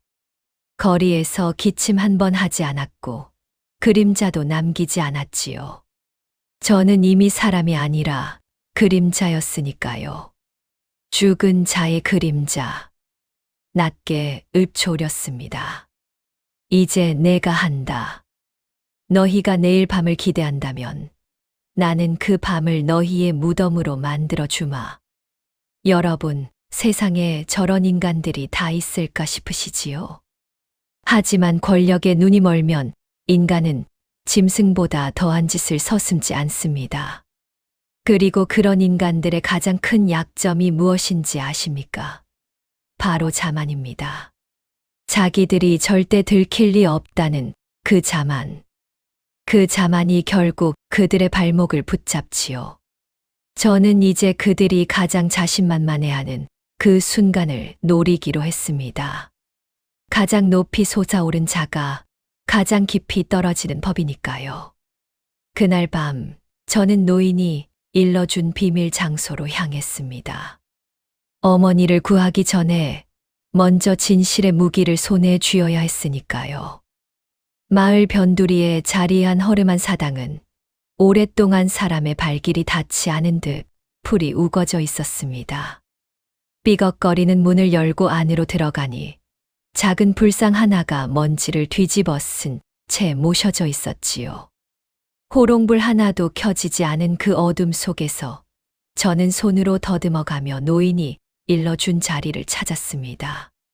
저는 무릎을 꿇고 두 손을 모았습니다. 비록 이 일이 옳은 일인지 그른 일인지 저로서는 알 수 없었지만 그래도 부처님께 한번 고하고 싶었습니다. 부디 저의 이 길을 살펴주십시오.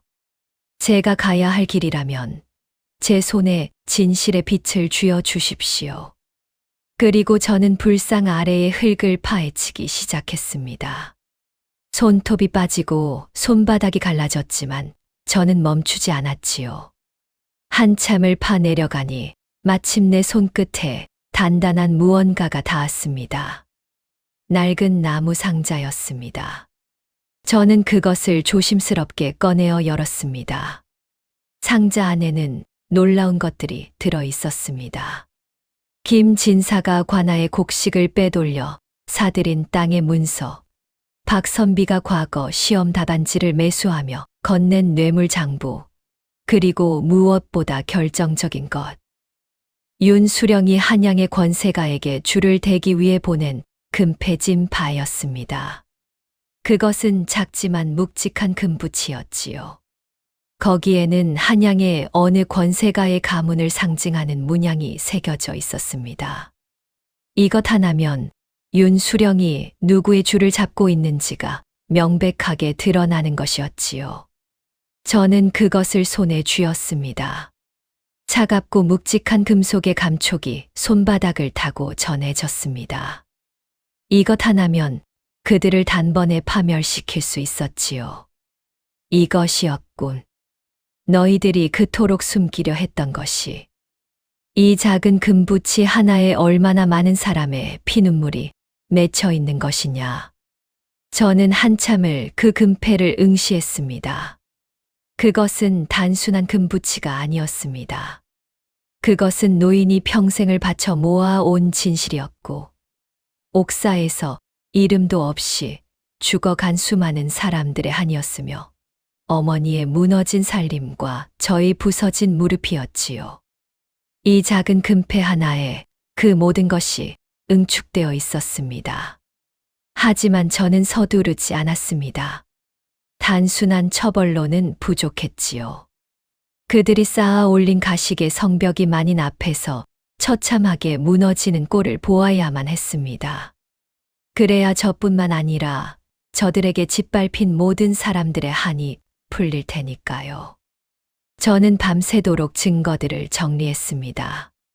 노인의 피 묻은 비단천과 뇌물장부, 그리고 금패를 하나로 묶어 완벽한 진실의 퍼즐을 완성했지요. 그리고 그 사본을 만들어 노인이 일러준 한양의 어사대로 보낼 준비를 했습니다. 어머니, 조금만 더 견디십시오. 내일 밤 저들이 불을 지르려 할 때 그 불꽃은 저들의 집을 태우는 심판의 불이 될 것입니다. 저는 마을 가장 높은 곳에 올라가 잠든 마을을 내려다보았습니다. 고요한 마을 속에서 김진사 어른의 집만이 등불을 밝히고 승리를 자축하고 있었지요. 그 등불을 보며 저는 차갑게 미소 지었습니다. 마음껏 즐기십시오. 이것이 당신들의 마지막 잔치가 될 테니 그런데 그때 사당 밖에서 바스락거리는 소리가 들렸습니다. 저는 본능적으로 몸을 굳혔습니다. 누군가 사당 안으로 들어오고 있는 것이었지요. 저는 급히 금패와 문서들을 품 안에 숨기고 어둠 속으로 몸을 숨겼습니다. 문이 열리고 그림자 하나가 안으로 들어왔습니다.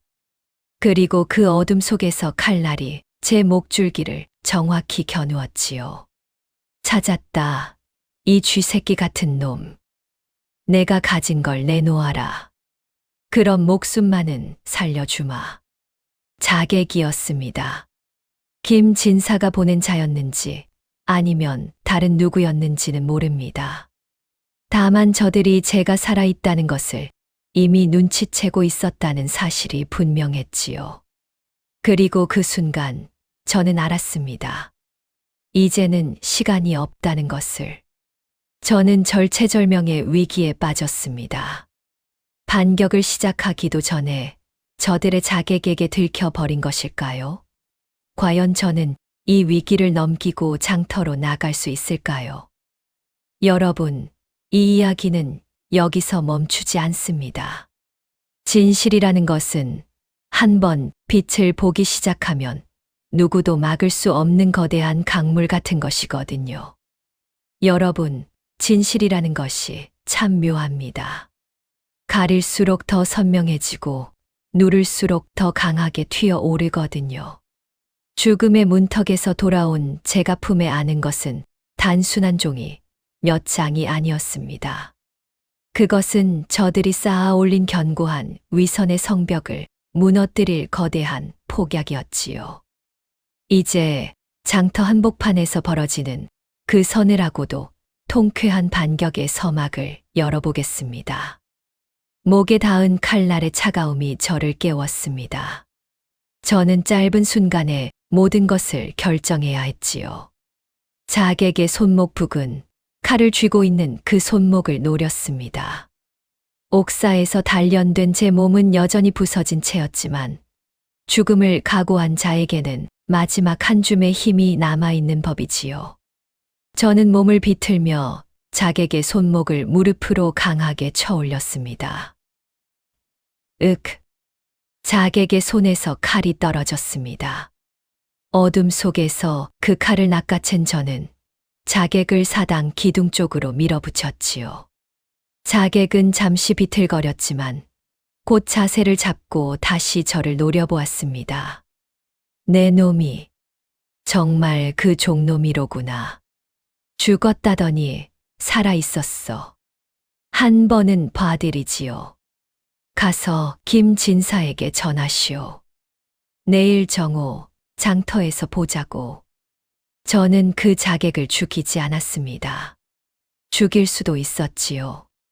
하지만 저는 더 이상 사람을 해치는 길에 들어서고 싶지 않았습니다. 저들과 같은 인간이 되고 싶지 않았으니까요. 게다가 그 자객을 살려보내는 것이 저들의 두려움을 더 키울 것임을 알고 있었습니다. 자객이 사라진 후 저는 사당을 빠져나왔습니다. 이제 시간이 없었지요. 자객이 김진사에게 보고하기 전에 모든 일이 일어나야 했습니다. 그리고 어머니, 무엇보다 어머니를 안전한 곳으로 옮겨야 했지요. 저는 밤새도록 발걸음을 재촉했습니다. 부서진 다리가 비명을 질러댔지만 저는 멈추지 않았지요. 새벽이 되기 전 저는 어머니의 집에 도착했습니다. 문을 두드리자 안에서 어머니의 떨리는 목소리가 들려왔습니다. 누구신가요? 저는 목이 메었습니다. 어머니의 그 떨리는 목소리에 그동안 어머니께서 얼마나 두려운 밤들을 보내셨을지 짐작이 갔으니까요. 어머니, 저예요. 도현입니다. 문이 활짝 열렸습니다. 어머니는 저를 보시자마자 그 자리에 주저앉으셨지요. 마치 다리에 힘이 풀린 것처럼. 도현아. 우리 도현이 살아 있었구나. 살아 있었어. 어머니의 깡마른 손이 제 얼굴을 더듬으셨습니다. 마치 제가 진짜인지 아닌지 확인하시는 듯이. 어머니의 눈에서는 굵은 눈물방울이 뚝뚝 떨어졌고 그 눈물이 제 손등 위로 쏟아졌지요. 저는 어머니를 안았습니다. 평생 처음으로 어머니를 그렇게 꼭 안아보았지요. 어머니, 죄송합니다. 정말 죄송합니다. 그동안 얼마나 마음고생을 하셨습니까? 어머니는 저희 등을 두드리며 울먹이셨습니다. 아니다, 아니야. 네, 잘못이 아니다. 살아있어 주어서 고맙다. 그것만으로도 이 어미는 됐다. 저는 어머니를 안전한 친척집으로 옮겨드렸습니다. 그날 밤, 김진사가 어머니의 집에 불을 지르러 보낸 자들은 빈집을 보고 당황했겠지요. 하지만 그때는 이미 저희 반격이 시작되고 있었습니다. 이튿날 아침 햇살이 정수리를 파고들듯 뜨겁게 내리쬐는 정오. 장터는 사람들로 발 디딜 틈 없이 붐비고 있었습니다. 땀 냄새와 먼지, 생선 비린내가 뒤섞인 공기 속에서 사람들은 여느 때처럼 고단한 삶을 이어가고 있었지요. 그때 장터 한가운데 높게 솟은 정자 위로 누더기를 걸친 사내 하나가 올라섰습니다. 바로 저였습니다. 마을 사람들이여, 여러분이 덕망 높은 어른이라 칭송하던 김진사 양반의 실체를 보고 싶으십니까? 저는 목청을 높여 외쳤습니다. 사람들의 시선이 일제히 저에게 꽂혔습니다. 죽은 줄로만 알았던 제가 등장하자 장터는 순식간에 찬물을 끼얹은 듯 조용해졌지요. 처음에는 저를 알아보지 못한 사람들도 있었습니다. 누더기를 걸치고 얼굴은 멍과 상처투성이었으니까요. 하지만 저희 어깨에 아직 채 아물지 않은 채찍 자국을 본 누군가가 외쳤습니다. 저놈은 그 도둑놈이 아니냐? 웅성거림이 들끓기 시작했지요. 하지만 저는 흔들리지 않았습니다. 저의 눈은 타오르는 불꽃 같았고 저의 목소리는 그동안 묻혀있던 모든 한을 토해 내듯 우렁찼습니다. 여기 저들이 숨기려 했던 진실이 있습니다. 김진사가 곡식을 빼돌려 사들인 땅의 문서, 박상준 선비가 과거를 조작하며 주고받은 뇌물장부, 그리고 윤수령이 권력에 아부하기 위해 바치려 했던 금패입니다. 제가 손을 높이 치켜들자 햇빛을 받은 금패가 번쩍이며 사람들의 눈을 멀게 할 듯 빛났습니다. 저는 품 안에서 한 웅큼의 종이 뭉치를 꺼내 허공으로 날렸지요. 하얀 종이들이 마치 눈송이처럼 장터 바닥으로 흩날렸고 그를 아는 이들이 앞다투어 종이를 집어들었습니다. 이게 뭐야? 김진사가 지난 가을 평민들의 논을 강제로 뺏었다는 기록 아니요? 세상에, 박선비가 대리시험을 치르게 하려고 형조 판서에게 보낸 서신도 있네. 이 도장은 윤수령의 도장이 분명한데 이게 뭔가 한양의 누구에게 보내려 한 거야. 사람들의 웅성거림이 점점 커졌습니다. 처음에는 의심하던 사람들도 자기 손에 든 문서들을 보면서 점점 분노로 얼굴이 일그러졌지요. 그동안 자기들이 받은 부당한 처사들이 모두 이 한 줄로 꿰어진 자들의 농간이었음을 깨달은 것입니다. 그때 군중 사이에서 한 노인이 절뚝거리며 걸어 나왔습니다. 저는 그분을 한눈에 알아보았습니다. 옥사에서 만난 노인의 아들이었지요. 노인이 마지막에 비단천에 적어 두신 또 한 가지, 내 자식을 찾아 보살펴 주게라는 부탁이 떠올랐습니다. 저는 어머니를 친척집으로 옮긴 후 곧바로 그 아들을 찾아 모든 이야기를 들려드렸지요. 그 아들은 김진사에게 모든 것을 빼앗기고 숨어 지내던 살아있는 증인이었습니다. 그분이 피 맺힌 목소리로 외쳤습니다. 내 아버지는 저들의 비리를 알았다는 이유만으로 옥에서 이름도 없이 돌아가셨소. 도현군은 그 진실을 세상에 알리기 위해 죽음의 강을 건너온 것이요. 여러분, 저는 거짓말을 하지 않습니다. 분노는 들불처럼 번졌습니다. 사람들은 웅성거림을 넘어 함성을 내지르기 시작했습니다. 이게 사실이냐? 저 위선자들을 끌어내라. 우리 마을의 곡식을 어디로 빼돌렸단 말이냐? 장터는 이제 거대한 심판의 장으로 변모하고 있었습니다. 비보를 접한 김진사와 박선비, 윤수령이 포졸들을 이끌고 장터로 들이닥쳤습니다. 그들의 얼굴은 공포와 분노로 일그러져 있었지요. 평소 그렇게도 위험 있게 걸음을 옮기시던 분들이 그날만큼은 거의 뛰다시피 달려오셨습니다. 도포 자락이 흙바닥에 끌리는 줄도 모르고, 특히 윤수령은 평소의 거만한 태도는 온데간데 없이 입술을 파르르 떨며 소리쳤습니다. 닥쳐라. 저놈은 탈옥한 죄인이다. 저놈이 하는 말은 모두 거짓이다. 당장 저놈을 포박하라. 하지만 포졸들조차 주춤거리며 발을 떼지 못했습니다. 자신들의 손에 들린 종이에 적힌 이름들이 자신들이 모시던 상관의 추악한 민낯을 가리키고 있었으니까요. 평소에는 무서워하며 따랐던 그 위세가 이제는 부끄러움으로 변하고 있었습니다. 김진사가 비열하게 웃으며 저에게 다가왔습니다. 이놈 이도현, 내 놈이 감히 어느 안전이라고 이런 연극을 펼치느냐. 그 가짜 문서들로 나를 무너뜨릴 수 있을 것 같으냐.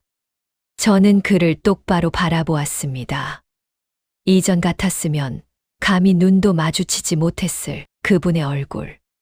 하지만 이제 저는 더 이상 그분의 종이 아니었지요. 그리고 그분은 더 이상 양반이 아니었습니다. 그저 자기 욕심을 위해 다른 사람의 인생을 짓밟은 한낱 죄인일 뿐이었지요. 가짜인지 진짜인지는 한양에서 내려오는 암행어사께서 판단하실 일이지요. 이미 이 문서의 사본은 어사의 손에 들어갔습니다. 저의 말에 김진사의 안색이 순식간에 잿빛으로 변했습니다. 박선비는 들고 있던 부채를 떨어뜨리며 뒷걸음질 쳤지요. 그분의 얼굴에 평소에 그 고고한 학자의 풍모는 흔적조차 남아있지 않았습니다. 그저 두려움에 떠는 한 마리 작은 짐승이 있을 뿐이었지요. 저들이 쌓아온 권력의 탑이 모래성처럼 허물어지는 소리가 들리는 듯했습니다. 그럴 리가. 그 철저했던 계획이 어떻게. 박선비가 떨리는 목소리로 중얼거렸습니다.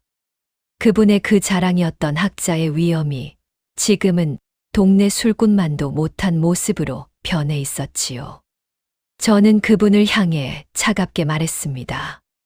당신들은 사람의 목숨을 벌레처럼 여겼지만 그 벌레들이 모여 당신들의 심장을 갉아먹을 줄은 몰랐겠지요. 사람이라는 게 그렇게 만만한 게 아닙니다. 분노한 백성들이 김진사의 집 앞마당으로 몰려갔습니다. 그동안 당했던 수탈과 억울함이 한꺼번에 폭발한 것이지요. 담장이 허물어지고 비단 옷들이 찢겨 나갔습니다. 화려했던 기득권의 상징들이 흙탕물 속에 짓밟히는 순간이었습니다. 저는 그 광경을 멀리서 바라보았습니다. 마음 한구석에서 통쾌함과 함께 묘한 슬픔이 밀려왔지요. 권력에 미친 자들이 어떻게 끝나는지를 저는 두 눈으로 똑똑히 보고 있었던 겁니다. 그리고 그것은 결코 즐거운 광경만은 아니었습니다. 누군가가 무너지는 모습을 보는 것은 비록 그 자가 악인일지라도 마냥 통쾌한 일만은 아닙니다. 거기에는 한 인간의 영혼이 무너지는 무게가 있고 그 가족들의 눈물이 있으며 그 사람을 따랐던 이들의 배신감이 있지요. 저는 그 모든 무게를 함께 느꼈습니다. 하지만 동시에 알았습니다. 이것이 바로 정의라는 것을. 평생을 짓밟혀 살아온 사람들이 마침내 한 번이라도 자신들의 목소리를 낼 수 있게 되었다는 것을. 그것만으로도 이 모든 일은 가치 있는 일이었지요. 장터 저 멀리서 말발굽 소리와 함께 먼지구름이 일었습니다. 한양에서 급파된 중앙관리와 그의 호위 무사들이 도착한 것입니다. 그분들이 도착하기까지의 시간이 저에게는 평생처럼 느껴졌었지요. 그동안 마음을 졸이며 기다렸던 그 모든 시간이 마침내 결실을 맺는 순간이었습니다. 말에서 내린 관리는 엄숙한 표정으로 어명을 받들어 올렸습니다. 수령 윤태식, 양반 김진수, 선비 박상주는 듣거라. 너희의 탐악과 불법이 상달되었느니라. 주상 전하의 명에 따라 너희를 파직하고 즉시 압송한다. 윤수령은 관복의 단추가 떨어지는 줄도 모르고 바닥에 엎드려 목숨을 구걸했습니다. 살려주십시오. 저는 그저 김진사가 시키는 대로 했을 뿐입니다. 평생을 거만하게 군림하던 그분이 그 큰 몸을 흙바닥에 던지며 비굴하게 빌었지요. 비겁한 변명이 장터를 메웠지만 돌아오는 것은 차가운 쇠사슬 소리뿐이었습니다. 권력이라는 게 참 묘한 것이지요. 그 권력이 있을 때는 천하를 호령할 듯 큰 소리를 치다가도 그 권력이 사라지는 순간 가장 비굴한 모습으로 변하는 법이거든요. 진짜 강한 사람은 권력이 없을 때 더욱 떳떳한 사람입니다. 김진사는 끌려가면서도 끝까지 저를 노려보았습니다. 그분의 눈빛에는 분노와 원망이 섞여 있었지요. 감히 종놈 주제라는 말이 그 눈빛에 묻어났습니다. 하지만 저는 흔들림 없이 그를 마주 보았습니다. 이제 저는 종놈이 아니었으니까요. 저는 진실을 손에 쥔 한 사람이었지요. 그리고 그것이 양반의 가짜 권력보다 훨씬 더 강하다는 것을 그날 모든 사람이 똑똑히 보았습니다. 박선비는 아무 말도 하지 못한 채 고개를 떨구었습니다. 평생을 글공부로 쌓아온 그의 명성이 한순간에 범죄자라는 낙인으로 바뀐 것이지요. 그분이 가장 두려워했던 것은 죽음이 아니라 명예의 실추였을 겁니다. 그런데 그 명예가 만천하에 더러워졌으니 그분에게는 죽음보다 더한 형벌이었겠지요. 수백 명의 백성이 지켜보는 가운데 세 사람은 오랏줄에 묶여 소달구지에 태워졌습니다. 사람들이 던지는 썩은 채소와 돌멩이를 온몸으로 받아내며 그들은 자신들이 짓밟았던 이들의 고통을 비로소 몸소 체험하게 되었지요. 그것이 그들에게는 가장 큰 형벌이었을 겁니다. 저는 그 광경을 보며 한 가지를 깨달았습니다. 사람이 사람을 함부로 짓밟으면 안 되는 이유는 언젠가 자기도 그 자리에 서게 되기 때문이구나. 소달구지가 멀어져 갈 때 한 어린아이가 저에게 다가왔습니다. 대여섯 살이나 되었을까. 그 아이의 어머니로 보이는 분이 아이를 품에 안고 저에게 깊이 절을 했습니다. 고맙습니다. 정말 고맙습니다. 우리 남편이 그 김진사의 모함으로 옥에서 죽었는데 이제야 그 한이 풀리네요. 저는 그 어머니의 손을 잡았습니다. 그제야 저는 알았지요. 제가 한 일이 단지 저 하나만을 위한 일이 아니었다는 것을. 저처럼 억울하게 당한 수많은 사람들이 저의 그 한마디 외침으로 위로를 받고 있었던 겁니다. 여러분, 진실의 힘이 무엇인지 아십니까? 진실은 한 사람의 한을 풀어주는 것에서 그치지 않습니다. 그 진실은 또 다른 사람의 가슴에 위로가 되고 또 다른 사람의 입에서 진실이 되어 흘러나오게 만들지요. 그렇게 진실은 강물처럼 들불처럼 번져가는 법입니다. 며칠 후 폭풍이 지나간 마을은 기이할 정도로 평온했습니다. 새들이 다시 지저귀기 시작했고 아이들의 웃음소리가 골목을 채웠지요. 그동안 김진사의 그늘에 짓눌려 있었던 마을이 마침내 햇살을 되찾은 듯 했습니다. 저는 재건된 저의 초가집 마당에 앉아 있었습니다. 마을 사람들이 너나 할 것 없이 도움을 주셨지요. 누군가는 흙을 날라 주셨고, 누군가는 짚을 가져다 주셨고, 누군가는 자식들을 보내 일손을 도와 주셨습니다. 마을 전체가 마치 자기 집 짓듯이 함께해 주신 것입니다. 빗물에 씻겨 내려갔던 쌀알 대신 이제는 이웃들이 가져다 준 따뜻한 밥상이 마당에 놓여 있었지요. 김이 모락모락 피어오르는 흰쌀밥, 따끈한 된장국, 어머니가 좋아하시는 호박전, 그리고 잘 익은 김치. 평범하지만 그 어떤 잔치상보다 풍성한 밥상이었습니다. 방 안에서는 건강을 회복한 어머니가 저희 손을 꼭 쥐셨습니다. 거칠고 마디가 굵어진 어머니의 손에는 세월의 풍파가 서려 있었지만 그 온기만큼은 세상 무엇보다 따뜻했습니다. 평생 보리밥에 시래기국만 드시던 그 손이 이제 흰쌀밥을 드실 수 있게 된 것이지요. 도현아, 정말 끝난 것이냐? 이제 더 이상 도망치지 않아도 되는 것이냐? 어머니의 그 떨리는 목소리에 저는 가슴이 미어졌습니다.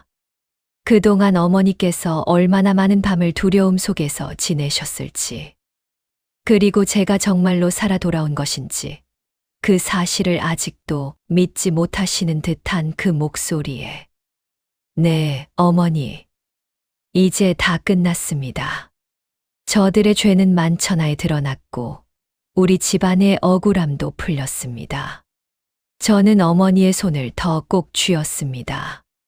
이제는 어머니 곁에서 평생 함께 살겠습니다.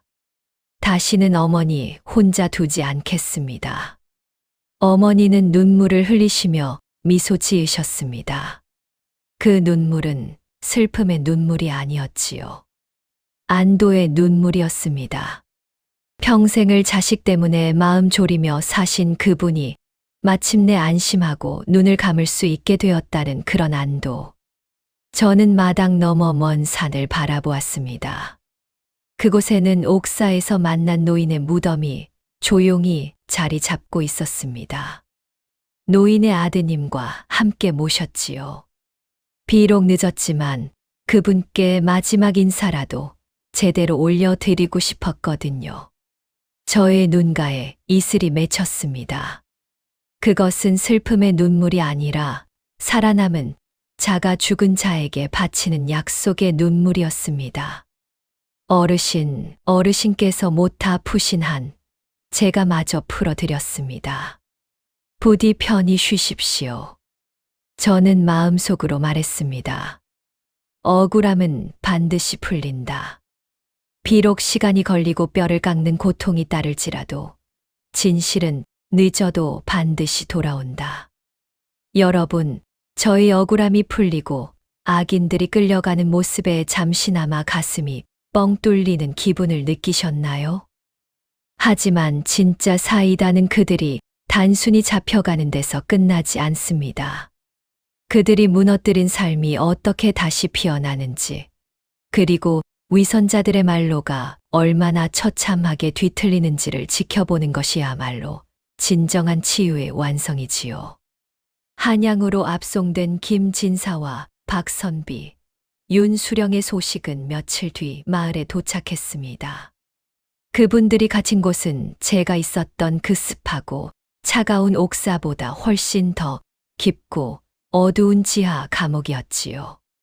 그동안 자기들이 다른 사람들을 가두어 왔던 그 감옥, 자기들이 다른 사람들을 짓밟아 왔던 그 자리에 이번에는 자기들이 들어가게 된 것입니다. 박선비는 감옥 안에서도 평소의 선비다움을 유지하려 애썼다고 합니다. 도포를 단정히 여미고 자세를 흐트러뜨리지 않으려 안간힘을 썼다지요. 하지만 그를 기다리는 것은 고결한 경전이 아니라 굶주린 쥐들과 썩은 집더미뿐이었습니다. 그분은 매일 밤 헛것을 보며 비명을 질렀다고 합니다. 자신이 죽였던 이들의 홀령이 목을 죄어온다며 아무도 없는 벽을 향해 빌고 또 빌었지요. 평생 글공부로 다스려 온 마음이 죄책감 앞에서는 아무 소용이 없었던 것입니다. 그분이 그토록 아꼈던 명성은 이제 전국의 장터에서 조롱거리로 전락했습니다. 박선비처럼 산다는 말이 한때는 칭찬이었다면 이제는 가장 큰 욕이 되었지요. 자식들조차 그분의 이름을 입에 올리지 못했고 후학들도 그분의 책을 모두 불태웠다고 합니다. 윤수령은 자신이 받았던 뇌물을 다 토해내고도 모자라 평생 읽고 온 가산이 몰수되는 과정을 지켜봐야 했습니다. 비단 옷 대신 거친 삼배옷을 입은 그분의 몸은 하루가 다르게 말라갔고 한때 수많은 사람을 짓밟았던 그 비대한 발은 이제 족쇄에 묶여 피고름이 멎을 날이 없었지요. 평생을 권세가들에게 줄을 대며 살아온 그분이 막상 자신이 줄을 대던 그 권세가에게 가장 먼저 버림받았다는 사실은 참으로 아이러니했습니다. 권력이라는 것은 그렇게 무서운 것이지요. 잘 나갈 때는 모두가 친구지만 무너지는 순간 가장 친했던 자가 가장 먼저 등을 돌리는 법입니다. 가장 처참했던 것은 김진사 양반이었습니다.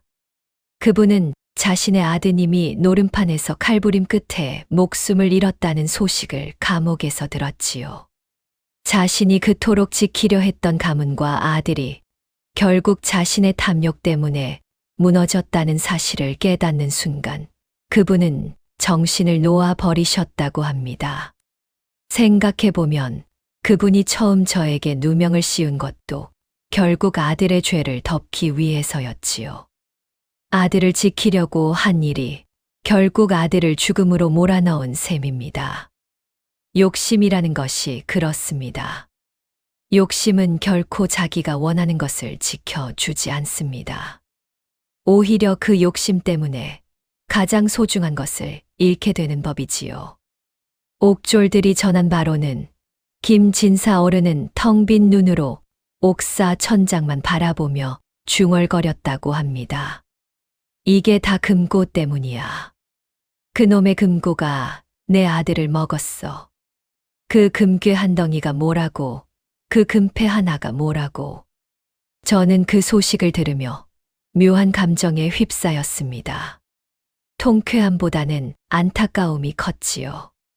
한때는 저희 주인이었고 마을 사람들의 어른이었던 그분이 그렇게 비참한 모습으로 무너졌다는 사실에 사람이 가장 크게 무너지는 순간은 육체가 고통받을 때가 아닙니다. 자신이 평생을 바쳐 쌓아온 가치가 허상이었음을 깨닫는 순간이지요. 자기가 그토록 매달려왔던 모든 것이 사실은 자신을 파멸로 이끄는 사슬이었음을 알게 되는 그 순간. 그것이 바로 인간이 겪을 수 있는 가장 큰 형벌입니다. 마을의 분위기는 완전히 달라졌습니다. 저희 집은 이제 마을 사람들의 따뜻한 정이 모이는 곳이 되었지요.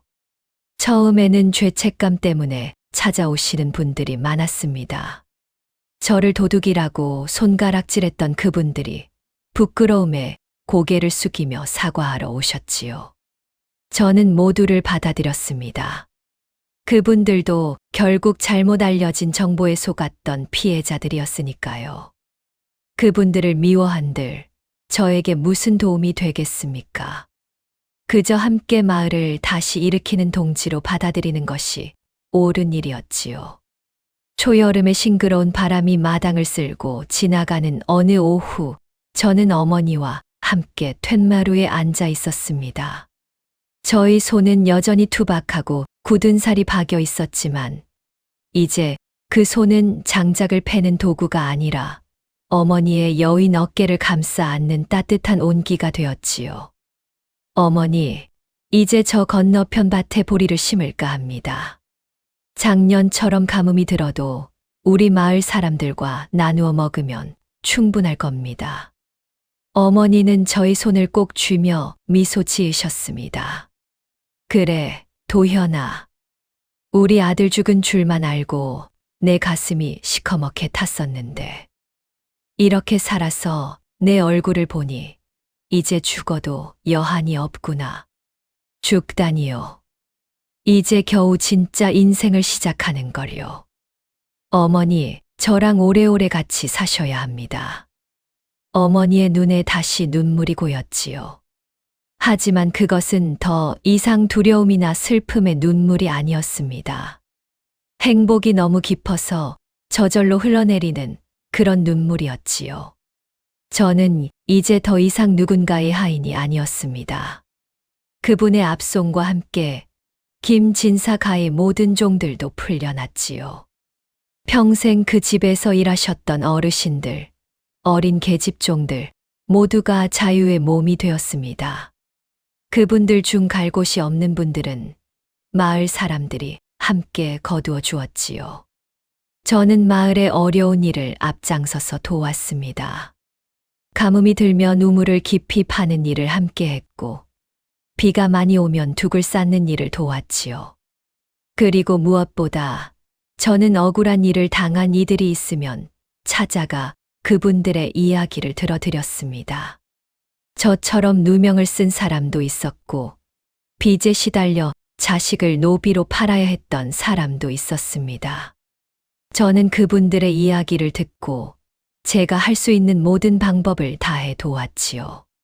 한양의 어사대에 직접 편지를 보내기도 했고, 마을 어르신들과 함께 의논해 해결책을 찾기도 했습니다. 사람들은 저를 장터의 사자실저라 부르기 시작했습니다. 장터에서 진실을 외쳤던 사자. 억울한 이들의 목소리가 되어주는 사자. 처음에는 그 호칭이 너무 거창해서 부끄러웠지만 시간이 지날수록 저는 그 이름의 무게를 받아들이게 되었지요. 저의 눈에는 이제 도끼 대신 깊은 바다와 같은 자애로움이 서려 있었습니다. 복수를 마친 자만이 가질 수 있는 그런 평온함. 더 이상 누군가를 미워하지 않아도 되고, 더 이상 자신의 한을 풀기 위해 애쓰지 않아도 되는 그런 자유로움. 그것이 저의 새로운 삶이었지요. 여러분, 기나긴 이야기가 이제 정말 막을 내립니다. 저의 처절한 사투와 통쾌한 복수극을 지켜보시며 어떤 생각을 하셨나요?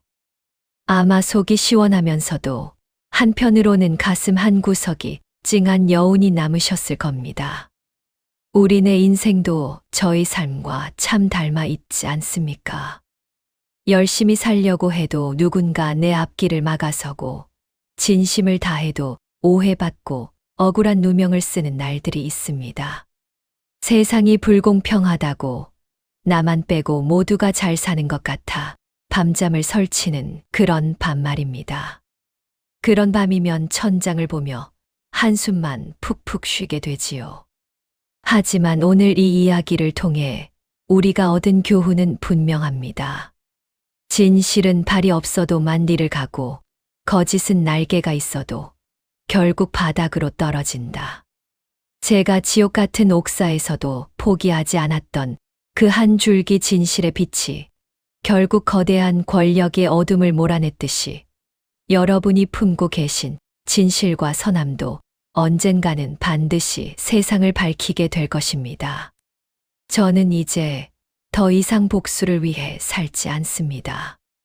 복수는 끝났고 그 자리에 새로운 삶이 시작되었지요. 어머니와 함께 보내는 하루하루, 마을 사람들과 함께 일구는 밭, 그리고 저처럼 억울한 사연을 가진 분들의 이야기를 들어드리는 일. 그 모든 것이 저에게는 너무나 소중한 일과가 되었습니다. 가끔 저는 그 노인의 무덤가에 앉아 혼자 이야기를 합니다. 어르신, 오늘 또 한 사람의 한을 풀어드렸습니다.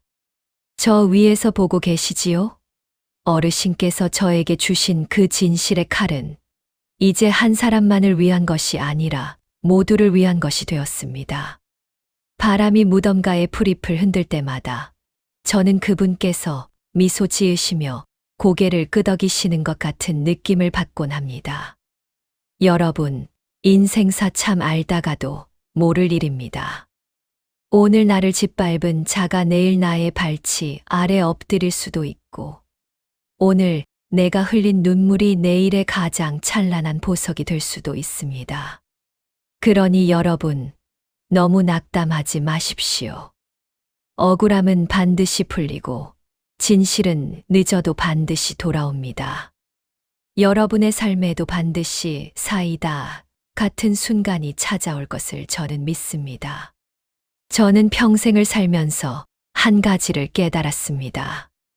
가장 어두운 밤에도 한 줌의 빛은 반드시 있다는 것을. 그 빛이 너무 작아서 보이지 않을 때도 있지만 눈을 감지 않고 끝까지 응시하면 그 빛은 점점 더 커져서 결국 우리를 비추어 주지요. 그리고 그 빛이 바로 진실이고 희망이며 사람의 마음입니다. 부디 여러분의 가슴 속에도 오늘의 이 이야기가 작은 희망의 씨앗이 되었기를 바랍니다. 남을 짓밟던 자는 무너지고 밟히던 풀은 다시 일어나는 법입니다. 여러분이 지금 어떤 자리에 계시든 어떤 시련을 겪고 계시든 그 시간들이 영원하지는 않습니다. 봄이 오기 전에 겨울이 가장 춥듯이 가장 어두운 밤이 지나면 반드시 새벽이 옵니다. 그렇습니다. 매일 밤 잠자리에 누우실 때 자기 자신에게 작은 약속 하나를 해 주시라는 겁니다. 오늘도 잘 견뎌냈다. 내일도 한번 살아보자. 그 작은 약속이 결국 여러분을 가장 어두운 밤에서 빠져나오게 해 줄 것입니다. 진실이라는 것은 발이 없어도 만리를 가는 법입니다. 여러분이 지금 흘리고 계신 그 눈물도 가슴에 묻고 계신 그 한도 언젠가는 반드시 빛을 보게 될 것입니다.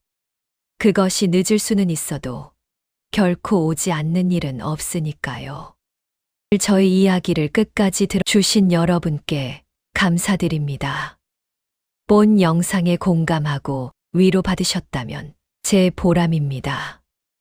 혹 간직하고 있는 사연이나 의견 주시면 성심성의껏 답변 드리겠습니다. 본 사연은 AI 기술을 활용한 순수 창작물입니다. 새로운 흥미롭고 유익한 이야기로 여러분을 찾아뵙겠습니다. 그때까지 부디 건강하시고 마음 편안하시기를 진심으로 빕니다.